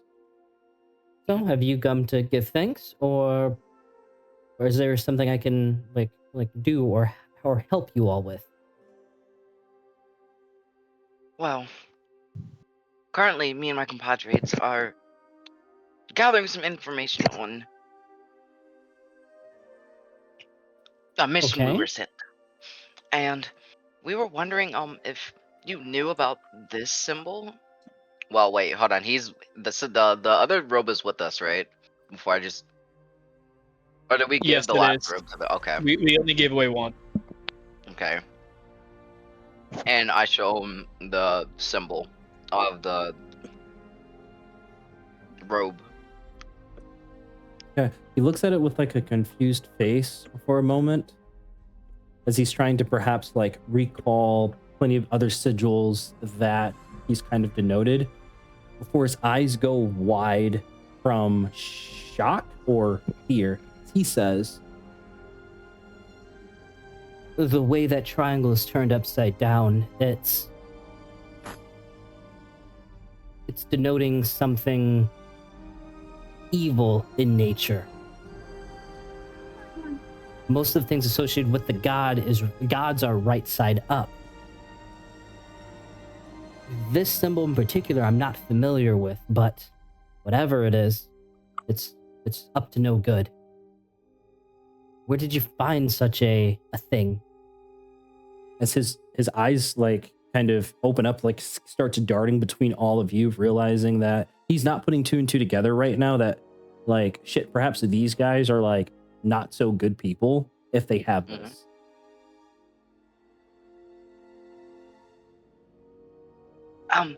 Well, I found it. Well, I was trying to adventure through some roads before I came out, but I found these other people, my compadres, and they showed me this robe, and they said they got it from a grave and another body that. Now we sound like grave robbers. Oh, my bad. So you exhumed That's somebody's why I told him to grave. stop talking earlier. I'm Oh, gonna shit. smack him on his hand, well, her, and go, no, There's- no, not their grave, their dead body. We were going to examine, and that robe was off. It's more of what we're doing to try to find information. It's I'm not gonna me. need a group persuasion check here between Loot, Jasper, Nagi, and Edith. A group persuasion check, as the priest is like now a little bit skeptical of your group here. Oh God. Oh, Okay. How bad did y'all do? Did you not see it? No. it's a nice natural Oh. one I rolled. Oh, I jeez. see. Yeah. Y'all suck. Well, that sounds very interesting, but the god of agriculture has nothing to do with death. And quite frankly, I'd like to distance myself from sigils such as the one you all carry with you. So now, if you'll excuse me, I do have other things to attend to, but please feel free to pray if you wish. I'm going to go ahead and pray to my god and plant this sunflower here. Is the priest a male or a female? Male. I'm gonna go. Sir, before you go, Father. Like And he's I'm on gonna the do a approach and you quick stop him. Quick little cross, kiss my finger, point to the air, and go. Didn't mean no harm. It's more of telling you to look out for these people that could be sick and twisted coming to these town. Wish you and your beliefs best of luck. As I start to walk away. Give me a persuasion. I ain't persuading nothing, just telling them. Okay. A 9. It was just telling them. Okay. He gives like a head nod there as he like, kind of turns the corner with his potted plant and goes about his business. I'm actually gonna head over here and pray with him. To the god of agriculture. I'm gonna walk by the inn guy walking to the inn and just look at him and go, you work on a lot of the carriages that come through here, or is this one just yours? Okay. Here's what we're going to do. We're going to bounce around the table here. I'm going to go back to Jorik first, then Edith, and then come back to you, Nagi. Okay. Loot, Jasper, which location would you guys like to move to? I'm gonna stick here I'll with go Edith. over to be with Troy. Okay. So Jasper, you're situated with Jorik. So going back down to Jorik. Jorik, you hear the metallic footsteps of Loot on the approach. Just as Neshor is finishing up, kind of telling you that that whatever he perhaps eavesdropped from either guards talking inside the inn or perhaps some of these nobles talking within this inn. Okay. As he finishes explaining that, Loot, you walk in and see two individuals sitting down, talking to Jorik. He says, He'll. Is this one of your friends, Jork? Why, yes, it is. He doesn't need much room. Yeah, he seems quite large and big and scary. Oh, no, you need not worry about Loot. I've known him for a while now. He is fine. Nice to meet you there, Loot. Nice to meet you. I'm Please. more here to keep this one in check than anything else, and he'll nod down to Droik. Keep At in least check. as best I can. I've done Sure. nothing wrong. Jork has been nothing but quite the entertaining guest. So, please come have a seat, Loot. And I even get to play my bagpipes. Like, if you bring the rest of your he'll- patriots here, perhaps you can play a song for everybody. Perhaps. Loot, go ahead. Oh, I was about to say, Loot will walk over, but he won't sit down. Mhm. He knows he's heavy, and Don't want to break a chair. breaking something can be a problem. Okay.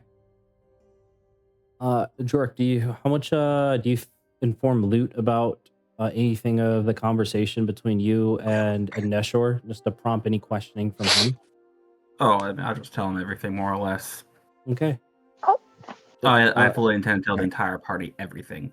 They've gone through here, going towards Summit Hill. heading south, potentially carrying something dangerous or expensive because they weren't as armed with nobles as they looked like they should have been. You just need to head Gotcha. straight down the road, Excellent. south. Yes, yeah, that's Interesting. just about everything. It's very interesting, don't you think? What do you adventurers think could have been inside there? Perhaps some runic bomb? Maybe the treasured corpse of an ancient lich? Or gold. Or a lot of gold, eh? Maybe silver. I wish I could be an adventurer just like you guys, but Oh, if you were only so lucky, Droik. If only you were like.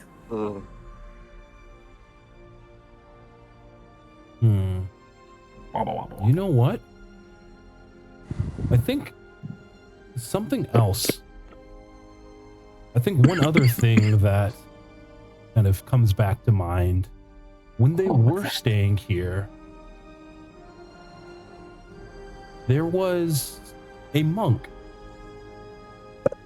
a strange monk that wore like a golden mask that seemed to be observing them, like just off in the corner for just a few hours.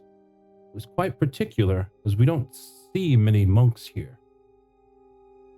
And the monk left a few hours before the delegation set out, and I haven't seen him back since. And I assume he was not a part of that delegation. Oh, well, that is quite interesting. Perhaps he was doing something nefarious. If so, I'm sure that mask has a hefty price. As you say that, Jorik and Loot, you remember that one of the bodies in that shallow grave had a stone mask. It wasn't necessarily gold, but it was like a stone mask. Okay? So perhaps there's a Okay. connection there left unseen. That sounds like a conversation for later. Yeah. It says, But alas, that's all the juicy rumors I have for you fine adventurers.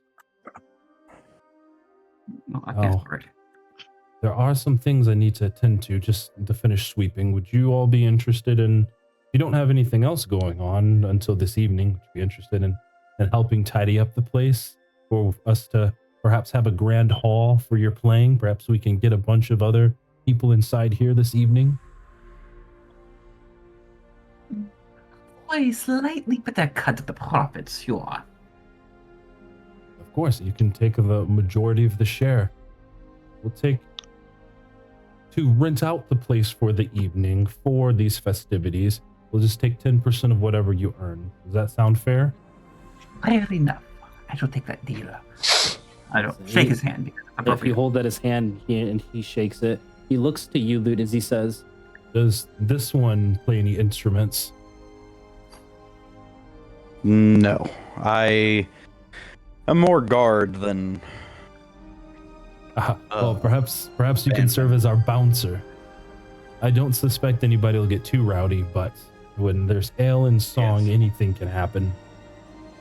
Who tends to act Hopefully, more like that will be my unnecessary. warden? but- say again, Jorik? I said, Chaloot tends to act more like my warden. Like your warden. Yes. I'm just a simple bard. A singer of songs, teller of tales. Excellent. I'm going to transition over Let's to just- transition over to Jasper, Edith, and the priest.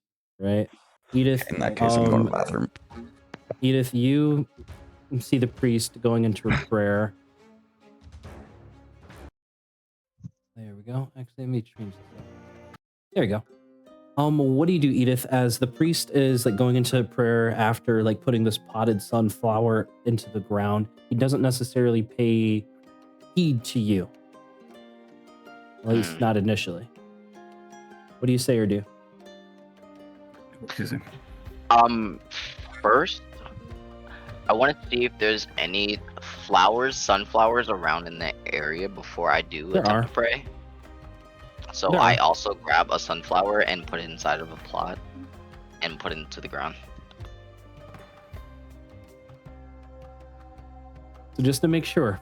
So let me paint the scene for you. So there's already sunflowers kind of planted here. Are you choosing to uproot one to plant it again? No. Okay. So there's no like wildflowers around here. Everything seems to have a place already. Okay. If that makes sense. Okay. But the intent I'm gonna. is Mhm. there. Kind of understand it. I'll give you this. Well, welcome to our garden. This is where we come to pray. Like to have a seat beside me? Of And what course, it- of course. And what of your friend there? Would you like to also have a seat beside us?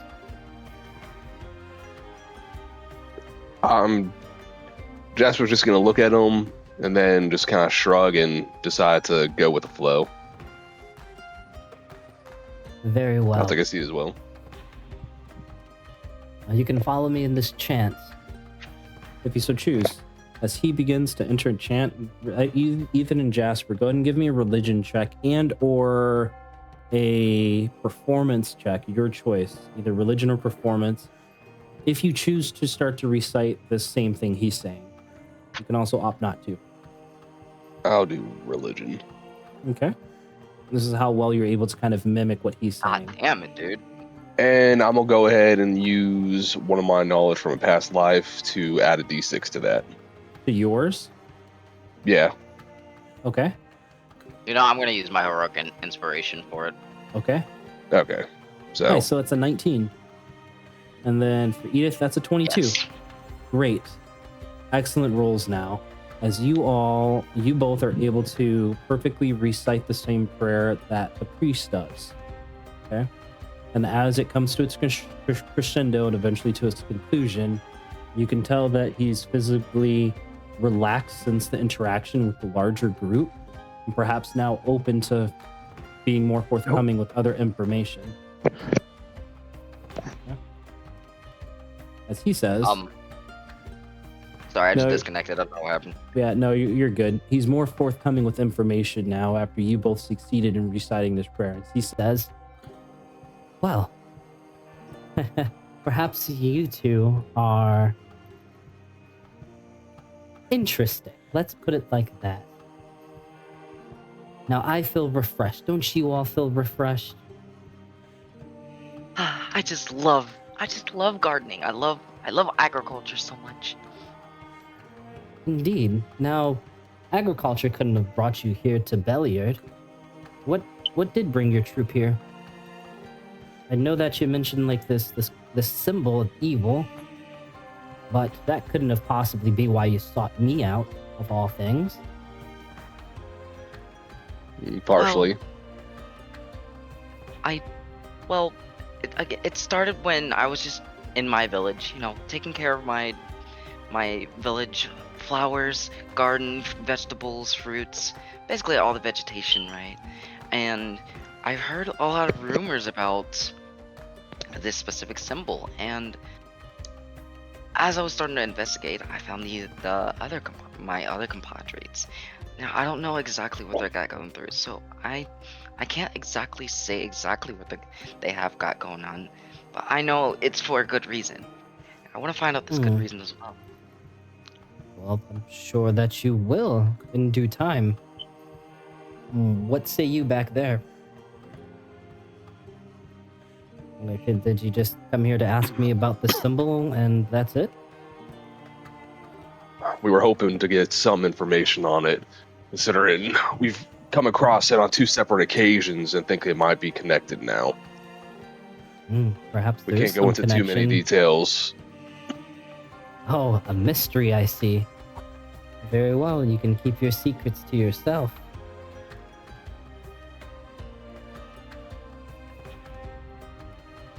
Oh, well. But you really have no idea about it. Well, I know that the symbol denotes an upside-down triangle, which denotes something of evil. The symbol itself, I do not know of, but I can infer from the context. That's the information I was able to provide. Right? Do you know anyone in There's- town that may be able to provide more context? The most knowledgeable one such as this about something like this would perhaps be the town master. That's Pondon. He's head of the guard here. Hmm. In Okay. fact, Yes. that's who I would actually recommend talking to if it's signs of evil cult activity that you'd like to report or have encountered yourself. We've already spoke with him and got what information we could from him. So it was worth a shot. Well, I wish you both the best of luck in your quest, and I hope you do not fall to any evil. And then I'm just gonna pull Jasper to the side, away from the priest, as as we're walking towards. Like, Yeah. for Yeah, some the priest reason, disengages here and like goes back inside the chapel. For some reason, I don't think he's telling the truth fully. Can I do an On insight stealth. check on like Yep. Just with passive entire- insight, he didn't seem like he was lying about anything. He told you that like Okay. the symbol denotes probably something of evil in nature. He probably hasn't seen this particular symbol in in any of his studies. You know, he seems to be an older individual, so perhaps this symbol is relatively new. Cults and banditry pop up all the time. Hmm. Nagi, going over to you. That's what I said as I walked up and go. So, do you work on carts in this town, or is this just yours? No, I work on carts, and I actually had a pretty big order about a week ago. Huge Talking about the caravan came through. delegation? Yeah, the very one. Huge delegation came through town, at least with 15, perhaps even 20 carts. Each of them, their wheels were beaten to all shit. They've been traveling for quite some time, I tell you. I fixed them up in about 2 days. So, in a matter of time from this place and, say, Red Larch, how do you think that much damage would acquire on the wheels? Because I know that delegation got fixed up there as well. Well, Red Larch to Beilard is quite the travel. I can't speak to where they came from prior to Red Larch, but I do know of an individual there that also runs a shop similar to my own. Now, those roads, if you've traveled them yourself, they can be quite bumpy and rocky, and if your cart isn't up to snuff, it can definitely take some wear and tear. Did they leave any mysterious information, or while you were working, did you see anything off about the carts? Or what was in the contents of the carts? I'll tell you what I did see as I was fixing up one of them. One of the carts was the most elaborate. What I saw in the back of that cart was the body of a knight. It seemed to be something enshrined. I don't know. He was in glistening armor, hands on top of a great sword laid upon his chest. It's quite interesting. Perhaps they were sending this body off to some funeral parlor or wherever. But boy, did I've never seen something more ornate than what was in the back of that cart. By any chance, did you see a symbol like this? And as I say that, you're going to see me lift my hand out as the snake comes out. And then I'm just going to give it a quick little as it makes the upside down triangle with the two little V at the top. Did you see this? Give me an animal handling at advantage to see if this garden snake, who probably has a really shitty intelligence, is able to kind of No do fucking way. this. You know, a 13. I'll take it. The snake, the garden snake, manages to kind of make this symbol. This man, Ian. There's a pause as he's trying to think, because perhaps you've seen a lot of thoroughfare through here. As he says,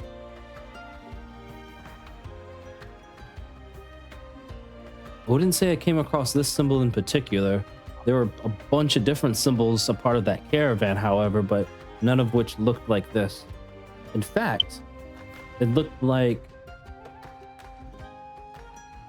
perhaps if you were to turn these ones right side up, and that ornate caravan that I mentioned that had the body of that really elaborate knight, like the entire inside was gilded with things that looked just like this, but kind of inverted. It's So quite turn the, something, so it looks actually. more like a spearhead pointing up with 2 arrows down, right? Yeah, exactly. Something like that. And there were a couple of others of shapes and sizes, but my memory doesn't serve me the best to be able to draw them or talk to snakes and have them make this. Edith, Jasper, you're approaching Nagi from behind at the end of this conversation as you see the snake kind of make the symbol there. Okay. So you guys are all coalescing here. Okay. Okay. Keep going, Nagi. Nagi's gonna give a sigh and go, well, the information you said was grateful, but do you know what direction they were going in? Yeah, they were heading south. Apparently there's some place called the Summit Hill or the Summit Hall. I've only been to that. Yeah, I've only been to that place once, and let me tell you, that is perhaps the most well-guarded place in the entire Desert Valley. Perhaps they were planning to bring that knight's body there to be interned. Did you catch any names of who was running it? Because we didn't get that one from before. Oh, gods, no. I don't pay anything. The fancy nobles and their fancy clothes, I don't pay any attention to that. But I do pay attention to their coin, and they paid well. Even on paperwork, you don't keep no names?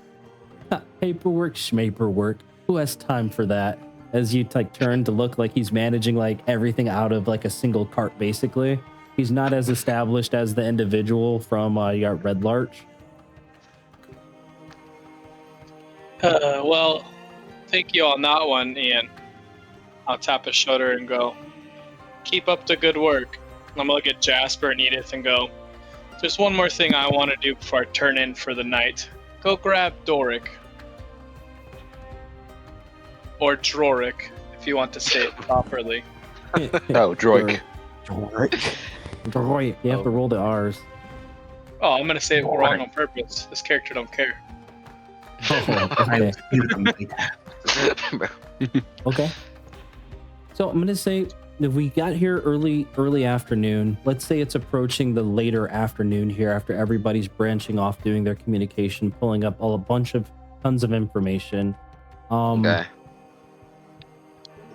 You finished talking to Ian over there. So Nagi, Jasper, and Edith, where are you guys kind of traveling to within Beilard? Coalescing at the end or going someplace else? I do want to go to the town up master? here. No, regular guards.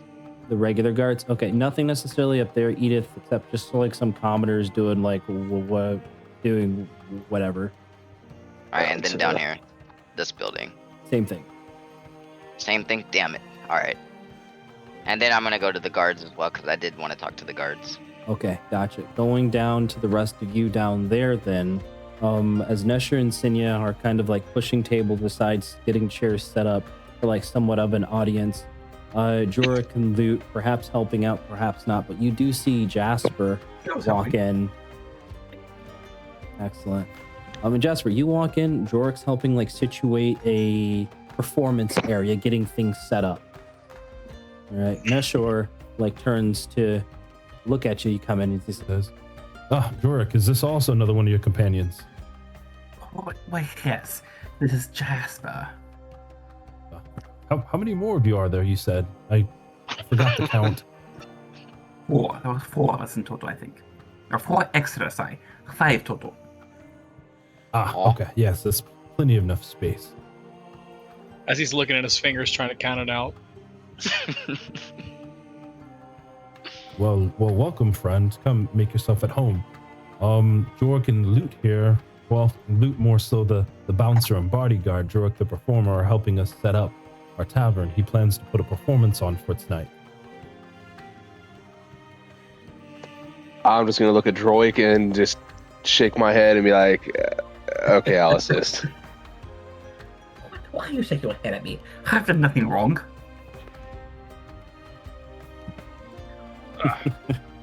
Jasper's more subtle, and Droik's the kind of person that always seems to bring attention to the group. So it's kind of like, I brought no attention last time. No one caught me. Fuck you. Only person bringing attention is Edith with dead bodies. Whoops. Yeah, exactly. Weirdo. Whoops. Okay. I'm just gonna facepalm and be like, okay, let's just get this over with. Well, let's see how well you all are able to put together this tavern to set up Jork to have an outstanding performance tonight in the evening, perhaps being able to draw the biggest crowd. What, let me see, what would be probably relevant here? I think it would be something intelligence-based.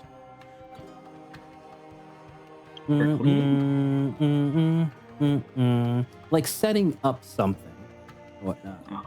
You know what? Go ahead and just give me a straight intelligence check, right? Between Jork, Jasper, and Loot. Straight intelligence check. Oh god. Hey, look at the bard putting in work. I was Oh, gonna that's say fake. charisma.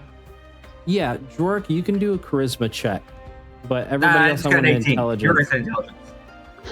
I was gonna No, try no, to do a you- charisma check, but I think I'm You gonna stay rolled, with that. You rolled a save, Jork. I need a check, so Oh, it's I gonna didn't be do a like save. the Damn it. correct. You did a save, not a check.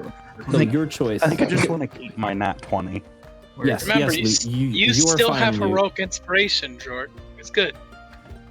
Yes, Loot, you're That's fine with wild. that 20, and that's a 15. Excellent. So, Happy so, to have 15. so Loot and Jork, you perhaps taking the lead with Neshor and Senya, setting this place up perfectly. You see Jasper actually perhaps putting some chairs in a more secluded spot, perhaps kind of playing to his roguish personality there. Perhaps maybe a rogue would maybe a rogue wanted to be in the separate corner there to brood. You quickly correct that issue. Yeah, quickly correct that issue there, and you're fairly certain you're going to be able to have maximum capacity for this inn to do your performance tonight. Right? Fair enough, fair enough. Nagi and Edith, you guys are approaching the gate guards. They're paying attention to you, but they're also paying attention to the road. I'm just gonna start waving and go, hey, got a proposition for you. Oh, what is it? I wasn't joking about that training session earlier. I say we draw your town some coin. Give me a guard. They can use a weapon. I use my bare hands. We can have our bard sing a little and try to raise some money for the town. I take half, you take the other half, and he makes whatever commissions for his money for playing. I get Give me- social anxiety and run to the end. give me a persuasion check. It's going to be a very high DC because these guys are like on watch. Right? Don't bother me none. I got a -1. I ain't getting it.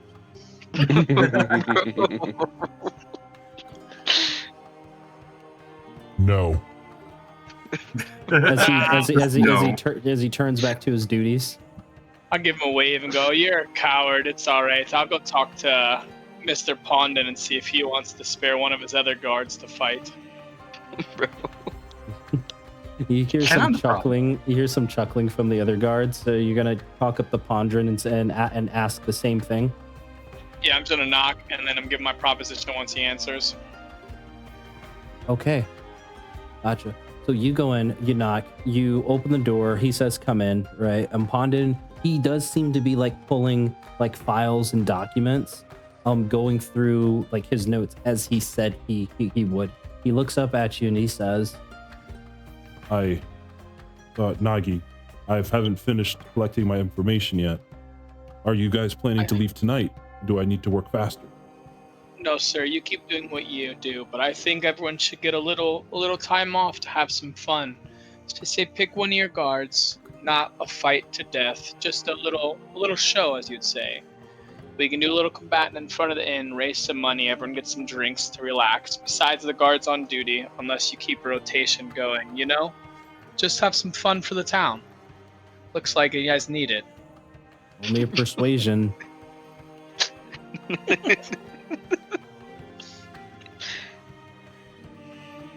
Yeah, not bad. 17 -1, 16. There's a bit of a sigh and a pause from Pondron. He says, I understand the sentiment, good friend. Unfortunately, I'm not going to be able to spare any of my guards to attend such festivities. I'm gonna use my swagger streak to roll a 1d8 on top of that 16. Hold on, 16, 17, 18, 19, 20, 21. Fucking goddamn it! No, it's 1d8, so I got a 17. It's alright. If I fail it, I can still do it again. It's alright. 17 in total. Perhaps if things weren't so chaotic in the Desserin Valley, we could afford to be lax. But you in turn already encountered it. We must remain vigilant at all times. In fact, I did find within my preliminary search a piece of information that could be of service. Well, I'm all ears. I do see a recent report of warriors in sky blue armor flying on giant vultures. But these ones, they weren't wearing any cloaks. Sky But- blue. But they were flying on giant vultures. And I know that they have recently been having a resurgence in the northern Somber Hills. Hmm. I mean, they could be friends in lending out these giant vultures. Thank you for the information, Town Master. I am freezing. Oh my. Okay. Nagi, as you coalesce with the rest of your groups, as Edith is already in there, the Watchful Inn is completely set up, ready for performance. There's already been like talk in town as you guys have been working over the last couple of hours about your performance that you're planning to put on as we're approaching the later evening, right? And slowly but surely, the commoners do start to filter in closer. Right. So I'm going to transition this all over to all of you, because I'm just going to lay in a bunch of commoners here. Okay. As you have, like, more and more commoners are starting to filter in. This place is going to reach its capacity probably within the next 30 minutes or so. Everybody's quite excited for the chance to hear a bard play some song. Holy spawn. Oh, hope no one's expecting to sing during all this. That's not something I'm gonna roleplay. No, that's totally fine. It will just be a check. Yeah, no, I'm or putting up perhaps a pictures series of now. checks. So let me situate these people here. Doracle's right in the center there. Not in real life. Loot, you are situated outside the inn here, kind of as that bouncer, as that bodyguard, that bottleneck here. There's a couple individuals that, like an elderly pair, that you kind of like wave in, right? But then you come to a group of teenagers. Right? A group of like 5 teenagers kind of starts swaggering up. One of them like looks a little bit cocky as he says, "Hey, how's it going there, Tin Man? I heard there's a rager happening inside this inn here tonight." No more mix. Oh. Mikey, you there? Sorry, Might not what? be. A group of teenagers, as you're situated outside, like the inn here, they kind of being that bouncer, right? A group of teenagers, 6 of them, start swaggering up to you. And they said, "Hey, Tin Man, I heard there's a rager happening here at the inn tonight. Like, can we go on through? No problems. We're all 17."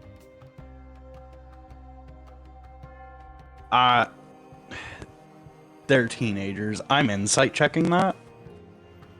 Yeah. Go and roll an insight check. What's insight? It's what? Wisdom? Yeah, it's a wisdom check. No, 18. Okay. Wait, shit. I did a save. Well, it doesn't matter. All right. Yeah, they're 100% bullshitting you. There's like 6 teenagers here. Like, yeah, no, we're 17. We're old enough to like be inside this bar, like this tavern late at night. There's gonna be ale there. Perhaps nobody like checking how old people are. One of them, it's like, yeah, like, are you gonna let us through? It's still early in the evening. Come on. Maybe when you're 18. What do you mean? Of course we are. As one of them kind of like puts a hand onto the individual's shoulder that tried to deceive you into tricking you in their age. One of them kind of shakes the head, kind of makes a motion to like thumb backwards, like, "Hey, we probably shouldn't mess with this guy here," right? thing, and so you situate yourself outside. Are you kind of watching the situation unfold? More so, kind of a little bit of both. Standing Little bit of bodyguard with both. him as well. Okay, gotcha. So a couple of other individuals come up. Just a couple of like adult males. Nothing too like first sights, nothing too obvious. Like kind of here going on. Go ahead and roll me perception as they approach you. Oh, that's the door. And I'll stand here if that's the door. I'm good at that. Bam. 11. Get an 11. Yep. So you're eyeing for perhaps any weapons, like any like obviously hidden daggers, anything like that. You don't find anything on these two individuals. Okay. You see a bit of a larger group kind of come up between Nagi and yourself. Right, these four here. Same mixture of different types of humanoids. Actually, matter of fact, a group of dwarves here. Each of which are carrying like a very large war hammer on their sides. As they're strutting up. 2 males, 2 females. Seem to be paired couples. Right. Okay. They don't give you any heed as they are making right for the door.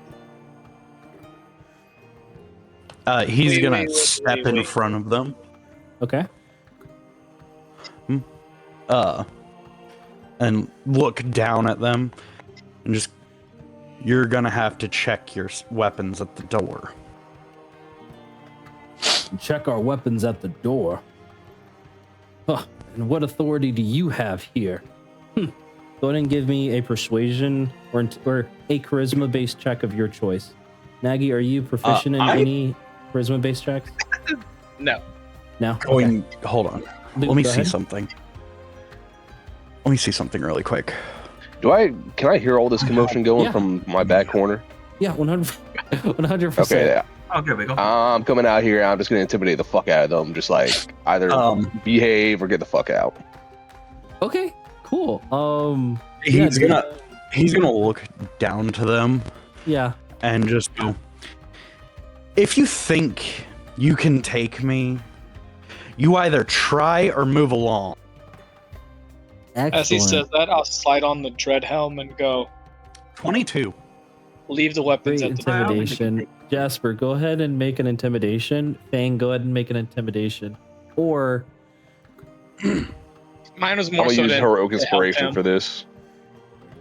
okay, Jasper, Nagi, go ahead one more time. 16. I Great. said mine Good was roll. more so just to put the helmet on and help Luke. Okay. All right, I gotcha. Well, I think I would have But I'll granted him still roll, I advantage don't on care. that, but yeah, but that 22 would be a really good roll. 16's a really good roll. Diffusing the situation, these dwarves seeing you tower above them, backed up with the vicious words from Jasper, reluctantly kind of remove their warhammers from their latches there and situates them outside, right?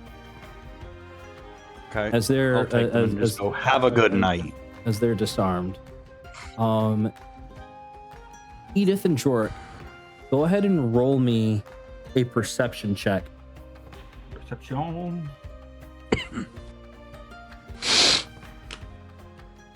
Reasonable enough.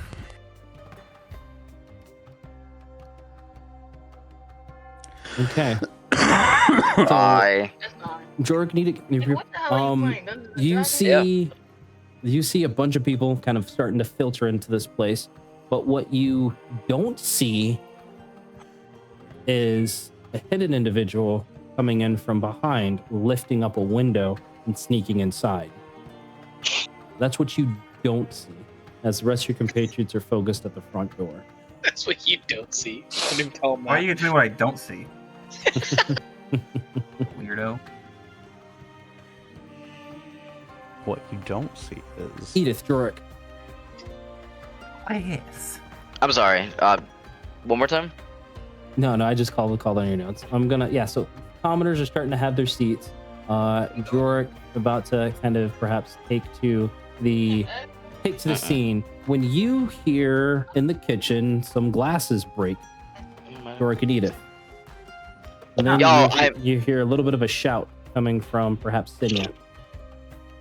Well, gonna rush in to the back then and look around. What's going on? Okay. So you rush into the back. Perhaps Nashor is upstairs, but you can hear his footsteps kind of coming along. And you find a scene of a 20-year-old human male kind of in a tussle with Sinya. He seems to be reaching for a very large gold pouch that she has, perhaps using this time as a distraction as he knows you're about to perform. Jorik and Edith, you both see this. What do you guys do? Okay, I'm gonna command grovel. Oh, command grovel. Command Love grovel it. on the thief. Oh goodness, is this advantage? Fails at a disadvantage on a 12? No, it passes on 12. Passes. No fucking way. Oh, The wisdom says 11. You know what? He fails. Okay. All right. He fails because I want him to fail. Actually, That's fuck. how you DM. No, you can do that as a DM. That is okay. Yeah. He fails because I want him to fail because I think this is really fucking cool, and he's very much distracted, so he wouldn't know that you're kind of casting this spell here. and He's telling you to whatnot. change your intelligence and your charisma scores. So I will say that. So these words lance into his head, and he hits the floor, forehead to floor, like Japanese bow style, as begins to grovel. He looks very confused. He says, "What the hell is that? What's going on?" As he slowly is able to kind of regain control of his body. What do you both do? Pull out my rapier, point it towards him. I will say this: I shall wield my rapier, place it on the back of his neck. Oh, Inform him, you shall not okay. move. Sorry. Just saw the opportunity to make some quick coin. Didn't mean for anybody to get hurt. I didn't hurt anybody. Just don't give me to the guards. Please let me go. Shall you leave this town then? Yes, I can leave this town. I swear Are to they you. wearing a mask or anything? He is not wearing a mask, so he's not like that monk that got mentioned to you earlier, right? But what you do see on his person is perhaps the glint of maybe like a gauntlet or a piece of armor that a common thief like him should not have. What is that little thing you have there? That gauntlet you have? This gauntlet here, It belongs to I you. found it. I found it on a body. I found it on a body like a day or two travel south from here. Well, It was some guard or some knight. I'm not sure, but it was fair left enough. on the side of the road, and I took it.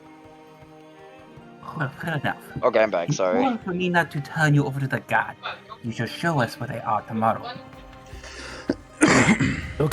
Okay, sure. You hide us, you leave this town, and I will not tell the guards about you. Okay. Go ahead and give me a charisma-based check of your choice, as you're trying to make sure this guy's going to stay in place. Oh, Stay come here. I'd on. argue, And do I'd it argue at intimidation. advantage. I'd argue intimidation for this one. Okay, and go ahead and make it at advantage. Fuck yeah, dirty 20. Yeah, I Yeah. think they're staying.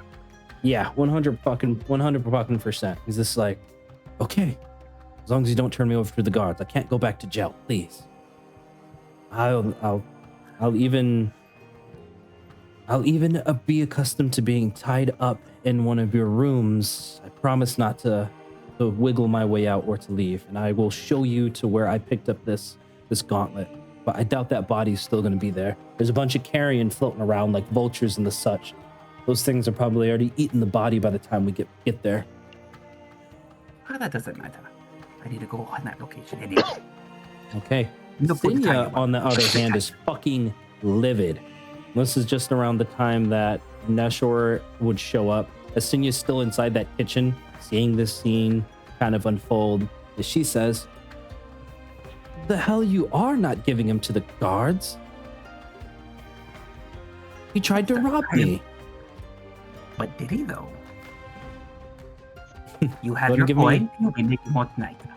go ahead and give me another persuasion or charisma based check, your choice, at advantage because you're already on really good terms with Senya and Neshor. This is a persuasion check.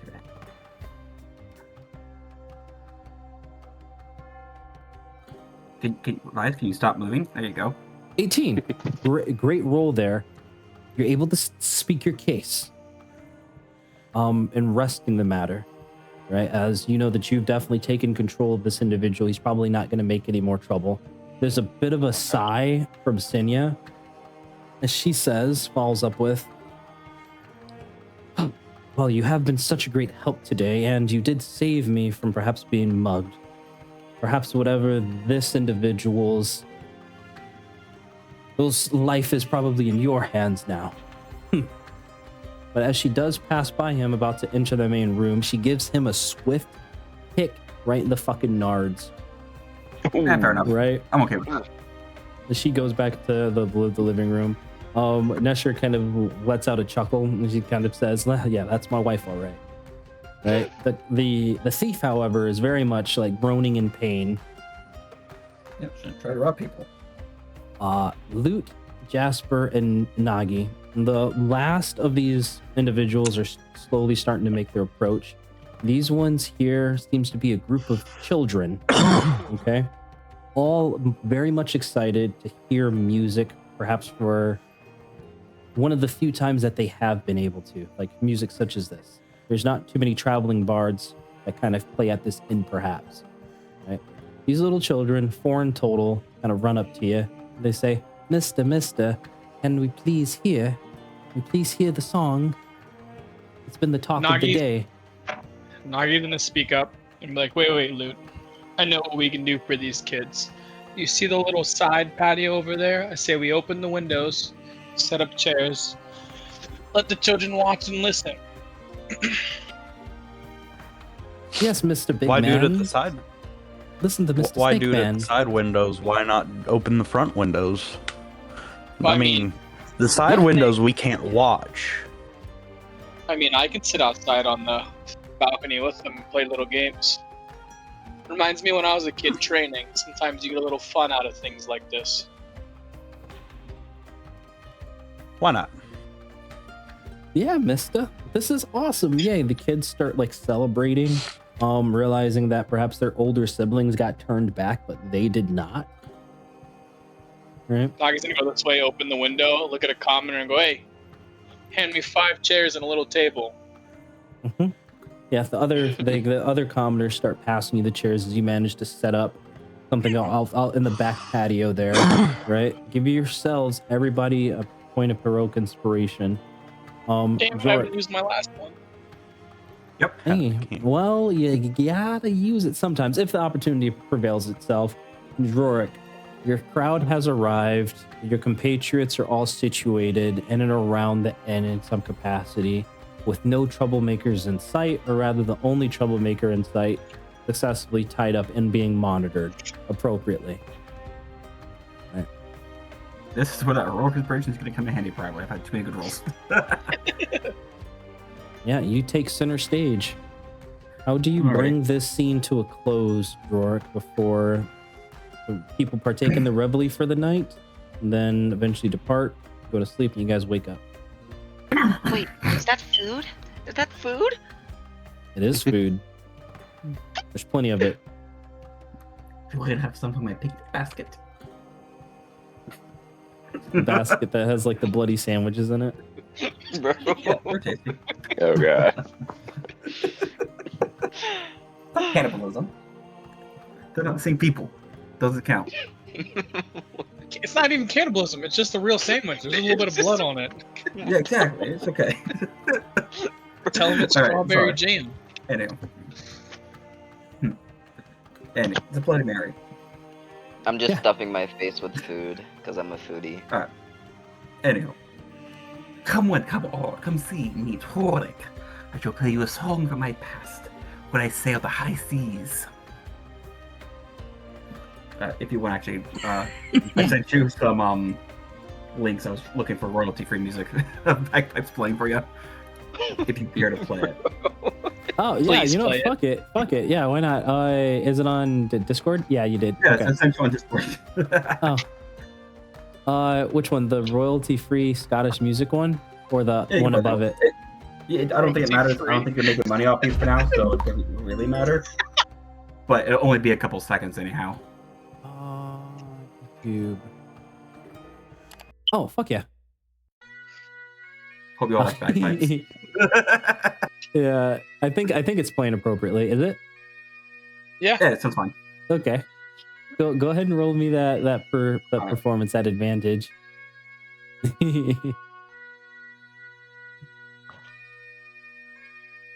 14, not too bad. I don't like that roll. No, we're gonna heroic inspiration that. Okay, go ahead and roll one more time. Try for something better. This has to be a You better got roll. it. That's a better roll right there. That's a great roll there, right? As the crowd starts to stomp their feet in concert with you blowing your bagpipes. The children seem to be going like ape shit outside the windows there, paying attention to your song, right? Give me another roll at advantage. Oh, my neck. As the crowd has definitely become jubilant. That is. Add a little less, but that's okay. 15. But still gold. Now, Excuse me. coins start flowing your way. Right? As coins start going that way, I'm gonna lean towards the kids and goes, "You guys want to have a little bit of fun? Since the day's already passed, my clockwork amulet came back. I'm gonna grab a tomato and launch it at him. So, should be a 15 to hit. Launch it at Dvorik. Yeah. Toss a tomato at him. And as soon as everyone looks, I'm gonna point to the littlest kid and be like, "Oh, it's him." It with him. It with you. Frame the children. Jorik, You're not I'll that give this. evil. I'll give this one to you. Do you allow the tomato to hit you, or does it miss you? You know what? I do have a reaction for bite. You could have It's a jumped through the bonus window action. at a child. No. No. I'll He's gonna tomato. bite. He's gonna bite the tomato as it's flying at him. Oh. Okay, excellent. Let's do this. I'm gonna make it a DC. This is a DC 10, Jorik, on this. Go ahead and make an attack roll with your bite, as you on the side of your eye catch tomato getting thrown right at you as more coins are starting to kind of come in here. 17. Damn. How do you expertly snatch this thing out of the air? I shall let loose my lips from the bagpipes. Just so everyone knows, bagpipes hold air. You'll be fine to continue playing. Snap the tomato, or snap my jaws towards the tomato, and then continue playing the bagpipes. Nice. It's a pretty sweet tomato too, as there's only fresh fruit here in town. You perhaps don't know, you know the direction that it came from, but perhaps don't know who sent it in your direction. Unless it is known. Now Nagi lets out a giant laugh as he looks at the kids and goes, "Sometimes you gotta have fun, Yeah. but don't do too much." The kids start laughing, seeing the exchange. They found it extremely funny, and you, Nagi, have perhaps made their night. Perhaps the first time in a long time here. Jorik, roll me one last performance at advantage as you're coming up on your crescendo of your performance here. Yeah, it's a back crescendo. It started off strong and just went down. Started It off did start super off strong. He's running out of air. perhaps get a little bit winded here. What do you think? What do you think a 10 on performance would look like for Droik as he kind of brings this to a close? I was going to stop playing, let everyone know everything's done. Bow my head. Oh, wait. Yeah. There's a round of applause as you finish your song. There's a bunch of cheers. You look around you at your feet, and there's a pretty significant amount of money there. Perhaps a few gold sprinkled in there, but the majority perhaps silver, as these, of course, they're commoners. They're not adventurers like yourselves here, right? Mm-hmm. You need numbers so I can figure out what 10% is. Yeah. Need as numbers. as all of the coins are kind of scattered on the ground there, and Neshor mentions like, hey, you saved my wife from getting robbed. Forget about the 10%. That's good enough for me. Right? Fair enough. Let's see how many people are here. 1, 2, 3, 4, 5, 6, 7, 8, 9, 10, 11, 12. Let's say 2 gold pieces and then 100 silver pieces. I like that. That's 10 silver pieces. 10 silver pieces from each of those commoners and stuff like that. That's kind of situated there in my chart, which is a nice little chunk of change there. Nice little chunk of change that you've made for your performance here. As the crowd eventually slowly starts filtering out. That's only for Joik, right? Only Were you performing? Were you performing? Hey man, I could have scooped up a few coins. He didn't notice. And so now I'm going to turn the scene completely back over to all of you. And here's what I want you to do, okay? Because we coming up on just about 30 minutes left of gameplay, and then we're going to end in there, okay? Any breaks so far, dude? Yeah, well, we're going to stop. We're just going to stop at 3 hours here. Okay, fair enough. Yeah, we're just going to stop in 30 minutes or so. Super Bowl. So it's a late evening. Jork just finished up collecting all of his gold. When you guys are done for the night and you want to open it up to the next morning, just drag your characters down here for me, okay? But otherwise, Neshor and Sinya's finished kind of tidying up the place as much as they can. And they tell you that they're both retiring for the night, right? You also have that individual, bound? Yeah. Okay. He's bound, and you're fairly certain that he's still under control. Not too worried about him. No. Not I'm at gonna all. go up to him and ask, did you enjoy the cell? I think Drake did an amazing performance. No. I'm tied up and being on a forced march with all of you. But I enjoyed it enough not to get killed. You should be grateful for things like this. Normally people would have killed you. Oh, you're a They're lucky we feisty didn't one, aren't turn you? into the- I think it'd be useful. Dude, you're just like Lucky we didn't standing turn in you there, into bipolar jail. attack, aren't you? Yes, I am quite lucky. But hey, when you have information, you're not so easy to kill, eh? Well, we would have been fine without you, but I sigh in you frustration. prove useful. We'll I prove scoff and useful. try it. Just don't hurt me, either of you two, please. And look at that. The information that I had is unbeknownst even to me. And perhaps I'm not all down on my luck, despite being caught caught tonight. Don't worry, you'll be a better thief in time. Perhaps I got a thing or two to learn from you. Oh, I didn't steal anything tonight. Maybe later. With that amount of playing, perhaps you did steal from the... Oh, and then he shuts up, like saying that he was about to issue an insult, but instead stops himself short. I mean, it's not really an insult. If I had the chance, I would have stolen, but too small of an area. If I bonk him no, with my that's staff, distraction. will that initiate a fight in between everybody? No, it's not. No. I'm just gonna bonk him with my staff. He gets bonked, and he actually he bites the inside of his cheek because of it. He says, ow, as you shut him up. Anyhow, Who's I this? see no need to stay up. Let's retire for the night. Mm-hmm. I'm gonna eat the last little bit of food that I because I love food, delicious food, and then I'm headed You to don't bed. want my sandwiches? They're good sandwiches. Blood sandwiches? No, I can't touch anything in that basket. Alright.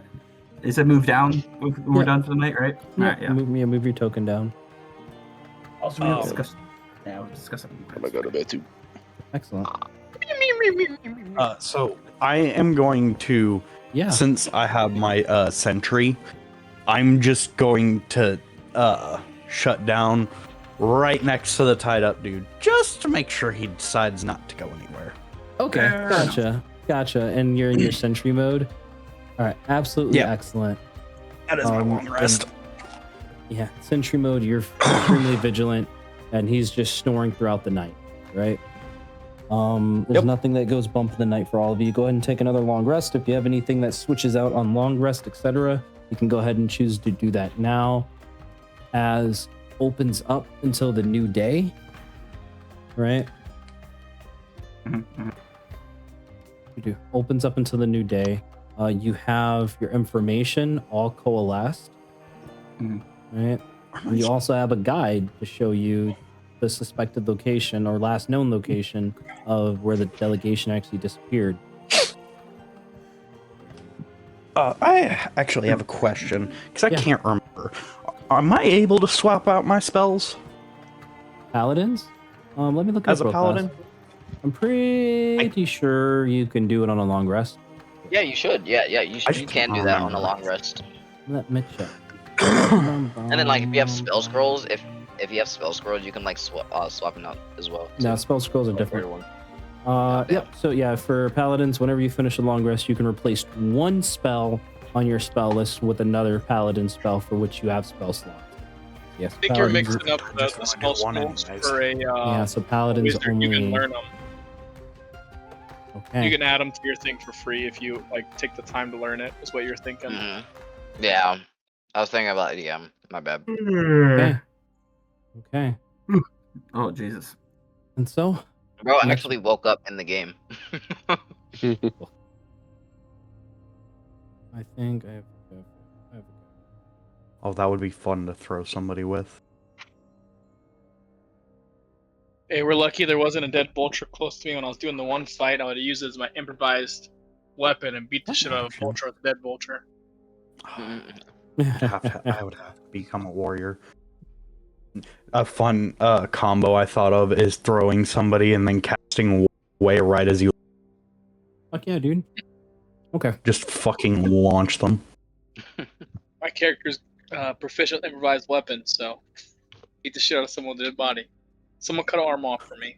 Certainly can. It'll be treated as a club. So, you all depart Beilard from the south, right? Being led by this thief, the location where he found a dead body, and he did tell you that it is some distance. It is some distance. Reduced carbs. Okay. I'm gonna tell that you Well, better not be leading us to a trap, because I swear I will murder you on sight. Just with that passively, you're fairly certain he's leading you to the correct location. He doesn't want to cross him and just 5 adventurers that are surrounding him right now, right? But it takes the better part of a day to reach that destination. And you are quickly approaching the late evening. He turns to you and says, like, I can get us there at night, or we can wait until the morning, but the choice is yours. I'm fine with night. We can take a rest. No, you're fine with night? I'm fine taking a rest. Think about it. We're keeping this guy locked up. It's kind of fucked up. We should probably get there at night and then let him scurry off. Well, scurrying off at him will probably be in the direction we're going anyway. If he goes ahead, he'll probably just die to something out there. There you go. That's why you let him go at night and we can take a rest there. No, he just cut off behind us. That's we clear the way. I like that spell. Okay. It's up to you guys. I'm game for night. Are you guys continue to press on? Same. I trying say to we get the take a rest. delegation. We're trying to get the delegation. We're trying to get there. Wait, hold up. I just missed something. Well, the delegation's also morning. already been missing for quite some time, right? I Yeah, know, we left in but the I morning, mean, right? the So more we're time traveling. passes, the farther away information gets. So I'd say we should make way. Yeah. Okay, fair enough. Let's go. All right. Okay. Nighttime. So No. pressing on throughout the rest of that late evening there. Eventually you come upon a larger section of the road, and indeed there is the half-eaten corpse of a knight.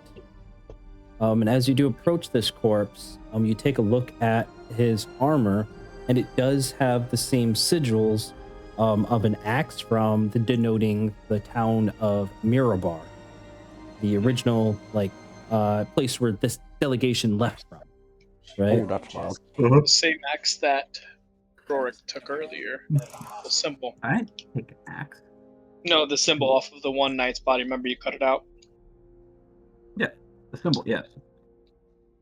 A different symbol from the one that you guys got from the shallow graves. This is from like the actual like delegation. Unless you cut a symbol off the delegation members. Oh, the patch. You did. Yeah, you cut the patch. So yeah, this matches up with that. You definitely know this is a member of the delegation. Very much dead, very much mutilated, perhaps by carrion feeders or other natural Let me things. see if I have, like, The body's riddled with fucking maggots. Looking around, does there look like there's any like glints of like a battle? Like, say if there's any blue armor sitting around or the white robes. Go ahead and give me a perception check. And as you do look around, the thief looks at you and says, "This is the body. Like, I can leave you all the gauntlet if you want, but I kind of want to keep it." I think we should take the gauntlet. It might be our way into Summit Hall. What the hell? That wasn't That part way of the you- deal. Let me Well, see the that way you gauntlet. leave with your life. Let me see the gauntlet if I click.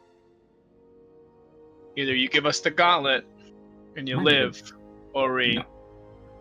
put you in a Yeah, grave as well. Throw him in jail. Shut up. Oh my lord. The deal with them. He's gonna look to this. Loot is Take us where we're Yeah. going. He has done his job.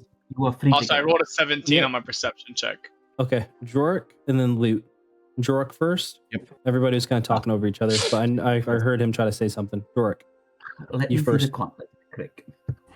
I just wish to examine the gauntlet for a second. Okay, he holds is it there up.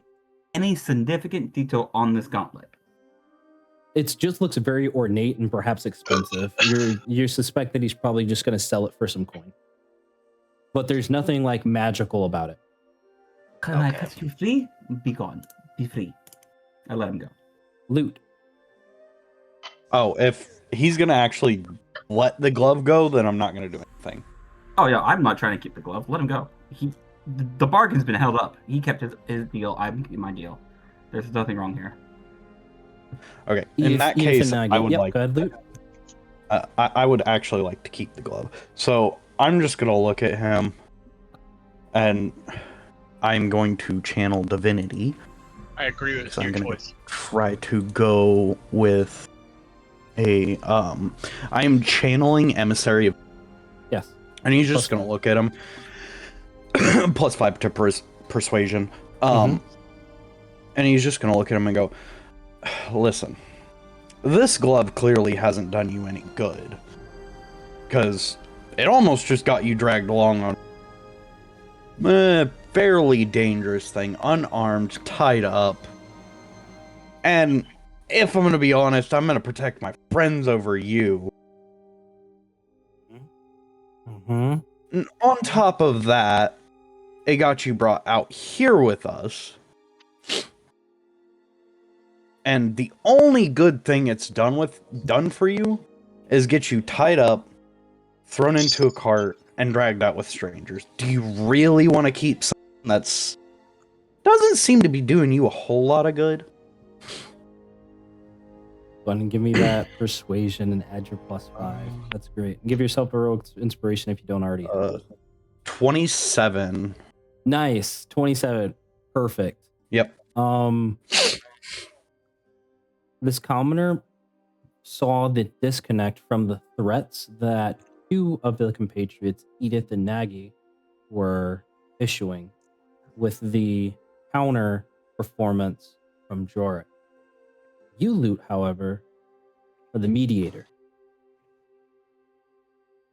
This commoner looks to you, hearing your words, taking them into his very soul and heart, slides the gauntlet off of his arm, kind of takes one last look at it, and then kind of holds it up to you. I am going to gently kind of take his hand, take the glove, and instead put two gold in his hand, and go, "Now," and I'm gonna cut the rope. "I think it's time for you to be on your way, don't you?" I think so as well. I have to get past Beilard, but I'm gonna make way for Westbridge. quite the journey, but I promise I won't make any trouble in Beilard. These 2 gold here definitely take me long for this. I'm very grateful to you. Thank you. Thank you. And do me a favor, try to be a better man. I don't think it's a whole lot to ask for a bit of common decency. And sometimes the world makes the man. The world makes the man. This is true, but we can't always let the world decide what we do. Sometimes we have to make our own decisions. Well, your guys' decision seems pretty dangerous. Whatever did that to that body over there, I hope it doesn't do that to you, at least, Mr. Paladin. And then he's going to kind of make his departure. I'm very happy with his goal. But with that 17 on that perception, Nagy, you do throughout. Wait, do you have dark vision? Middle of the night. Yep. I do. I have So dark vision. Make while another playing perception because you have to make the check at disadvantage. Technically. No, I said I do. I have 60 feet. No. That's correct. That means you make the perception at disadvantage. Wait, We're who, looking at me or- nighttime? Yes, because it's dim light. Yeah, I have dark vision. So when you are in dim light, you make perception checks at disadvantage, right? Like it's not necessarily any illumination out here, So right? it's Even with dark vision, that was my So curious. yes. With It- dim I mean, light, the dim I light still got specifically, 17. you still got a 17. Dim light specifically, you make a perception in dim light, it has to be at disadvantage. Now, if you don't have dark vision, then you wouldn't be able to make a perception check at all. Now, if you are in dim light, then you treat it as full light or whatever, and then you'll just have normal perception check, right? Oh, you're talking about dark. Okay. Yeah, I got you. In regards Makes sense. to dark vision, correct. With that Perfect, 17, however, you are able to make out something beyond the road that presses further into the woods. Like there is definitely like branches broken. There's almost like a path as if this person was running from something. Well, You look, it's managed to true, spot I the think direction. We should follow it that way. Follow what? The direction this person came from looks like he was running from something.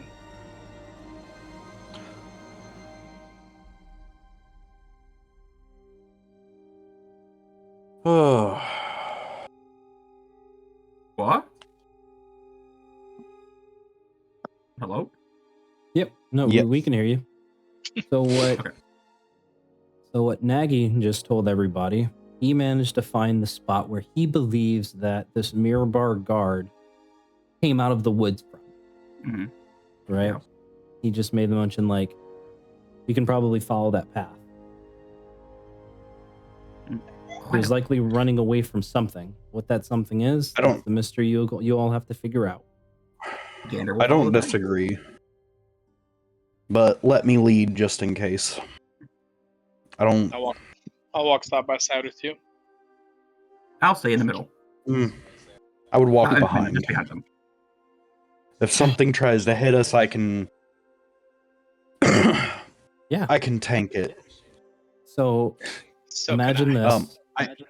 I'm gonna bonus action really quick. Mm-hmm. Cast Shield of Faith. Okay. On who? It gives me a +2 to my AC. For 1 minute, right? Or 10 minutes. Hold on, because that's Duration. bonus action self. It is concentration up to 10. Concentration up to 10 minutes. Okay. I'm Mhm. gonna give you this. Okay. When we do start combat eventually, I'm going to allow you to have that Shield of Faith be cast then, but I'll spare you the spell slot right now. You can have it activated Okay. when something happens in the future here, or if it happens, okay? But narratively, Okay. like right now, you have like this protection shrouding you, okay? As you're Okay. all in this formation, making your way through very dark woods, or perhaps dim woods for those of you with dark vision. There's barely any illumination out in the night right now. Perhaps it's overcast, can't even see any stars. There's still critters in the woods here, but as you leave the road behind, you press into the woods as a group, following the trail for nearly a mile before stumbling upon a small pond. Right at its edge is a bloodied mess of an area. The water seems to already be dark as crimson. Right? You said what that we're in a you dark see- forest, right? Yes, a dark forest here.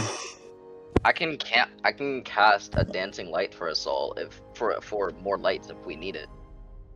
If you want to, but it can also draw attention to us. Right, Where- that's the Sure only thing. can. It Yeah. can draw attention, right?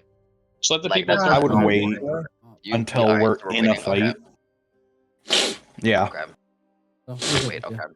Yeah. So you guys are approaching the scene. Small pond. A little bit of a bloody mess there. Oh. You see a very small tent Mhm. as well. But there's no noise, there's no fires. No woods. Go ahead and give me a group perception check. As your senses kind of tighten, looking out for any... Hold on, before you make the perception checks, if you have dark vision, you're making it at disadvantage. If you do not have dark vision, then you automatically fail your check if you don't have any light source. Well, Damn it. never mind. Dude, double 19s. Let's go. Nice. Well, actually, I'm curious. Do I have a dark vision? So I that's don't a think I do. 6. I don't think so. So I do six. not. It Okay. should say it on your senses if you have it. So it's only Nagy and Edith. Edith with a 6. You are just focusing on the amount of blood in that area, but shockingly, there's no body. Right? Okay. Nagi, however, you catch the faintest buzz of perhaps some type of winged creature or perhaps a very large bug within that tented area. How far away are we from it? Let's say 20-ish feet. Not too far, but close enough to have a very clear view. And Alright, as I your see ears that- are pretty keen to listen out for things. I'm gonna put a hand back to the group. I'm gonna look at Edith and go, dancing lights on the tent now.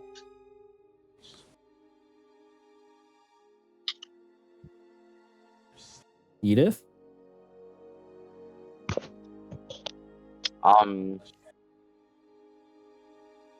I don't want to cast anything just yet. I don't want to get attacked in the dark though. Well, then I'm just gonna walk straight for it then if you're not casting it so I can see what it is. Okay. If you're gonna check, then and if we have to roll for initiative, I'm gonna cast it just in case. Do you want me to cast it right now so you don't have to walk in the dark? Because I can combine them to make it like a medium form that's like kind of like Yeah. a lantern. That's why I said cast it right now so everyone can see as I start walking towards Okay. it. I'm gonna cast dancing lights. I'm gonna forge all 4 of my torches together to make a size light. So he can carry the lantern through. There's an illumination of the area, and the scene becomes apparent to everybody now, even more so. There's a huge amount of blood here, and there should be a fucking body. Right? You peer into the lake or the little small pond there, and there's no body floating underneath. There's no severed limbs here. You don't see the other half of the body of that knight anywhere. And so more surprisingly enough, perhaps, you didn't see any blood trails necessarily leading to this place. Weird. You do see a very large bug. You know it to be a cuttle bug. But this bug is struggling to stay alive as it's been perhaps cut in half, right? Almost like how a cockroach can kind of survive for a long time, even with like missing bits Limbs, and pieces. Yep. This is kind of what you're approaching. As this cuttle bug sees this light come out, and you see it try to flap its wings, but lays to the side of the pond here. Go ahead and roll me Arcana checks. Arcana? Okay. I'm proficient in Arcana, bro. And I'm... Oh my god. My +7 modifier did nothing. You have a +7 Arcana. I have a That's +7 Arcana, bro. that's okay. That's a Damn. decent enough roll. Okay. Here's what we'll end with. You all are traveling with a druid. And you know druids can shapeshift even into like different types of beasts. Perhaps even some druids can shapeshift into different types of insects. You're fairly certain that this is an individual that is shape changed to try to maintain staying alive. Mm-hmm. That's what we're going to end with. Mm-hmm. Right? So now we gotta rescue a thing. Potential druid. Maybe. No one said rescue. You never know. Actually, Yeah, fair enough. here's what we'll end with, because Elias would kind of like pop back up, right? Just put him back in here because he'll be here next month and whatnot. Mhm. The bug enlarges for a moment before being replaced with a firbolg or a furbolg, right? You see both of his legs from the thighs have been completely severed, right? As blood begins to pool around him again, he outstretches his arm, pointing towards Elias, right? That's where we'll actually end. Dang, I was gonna use my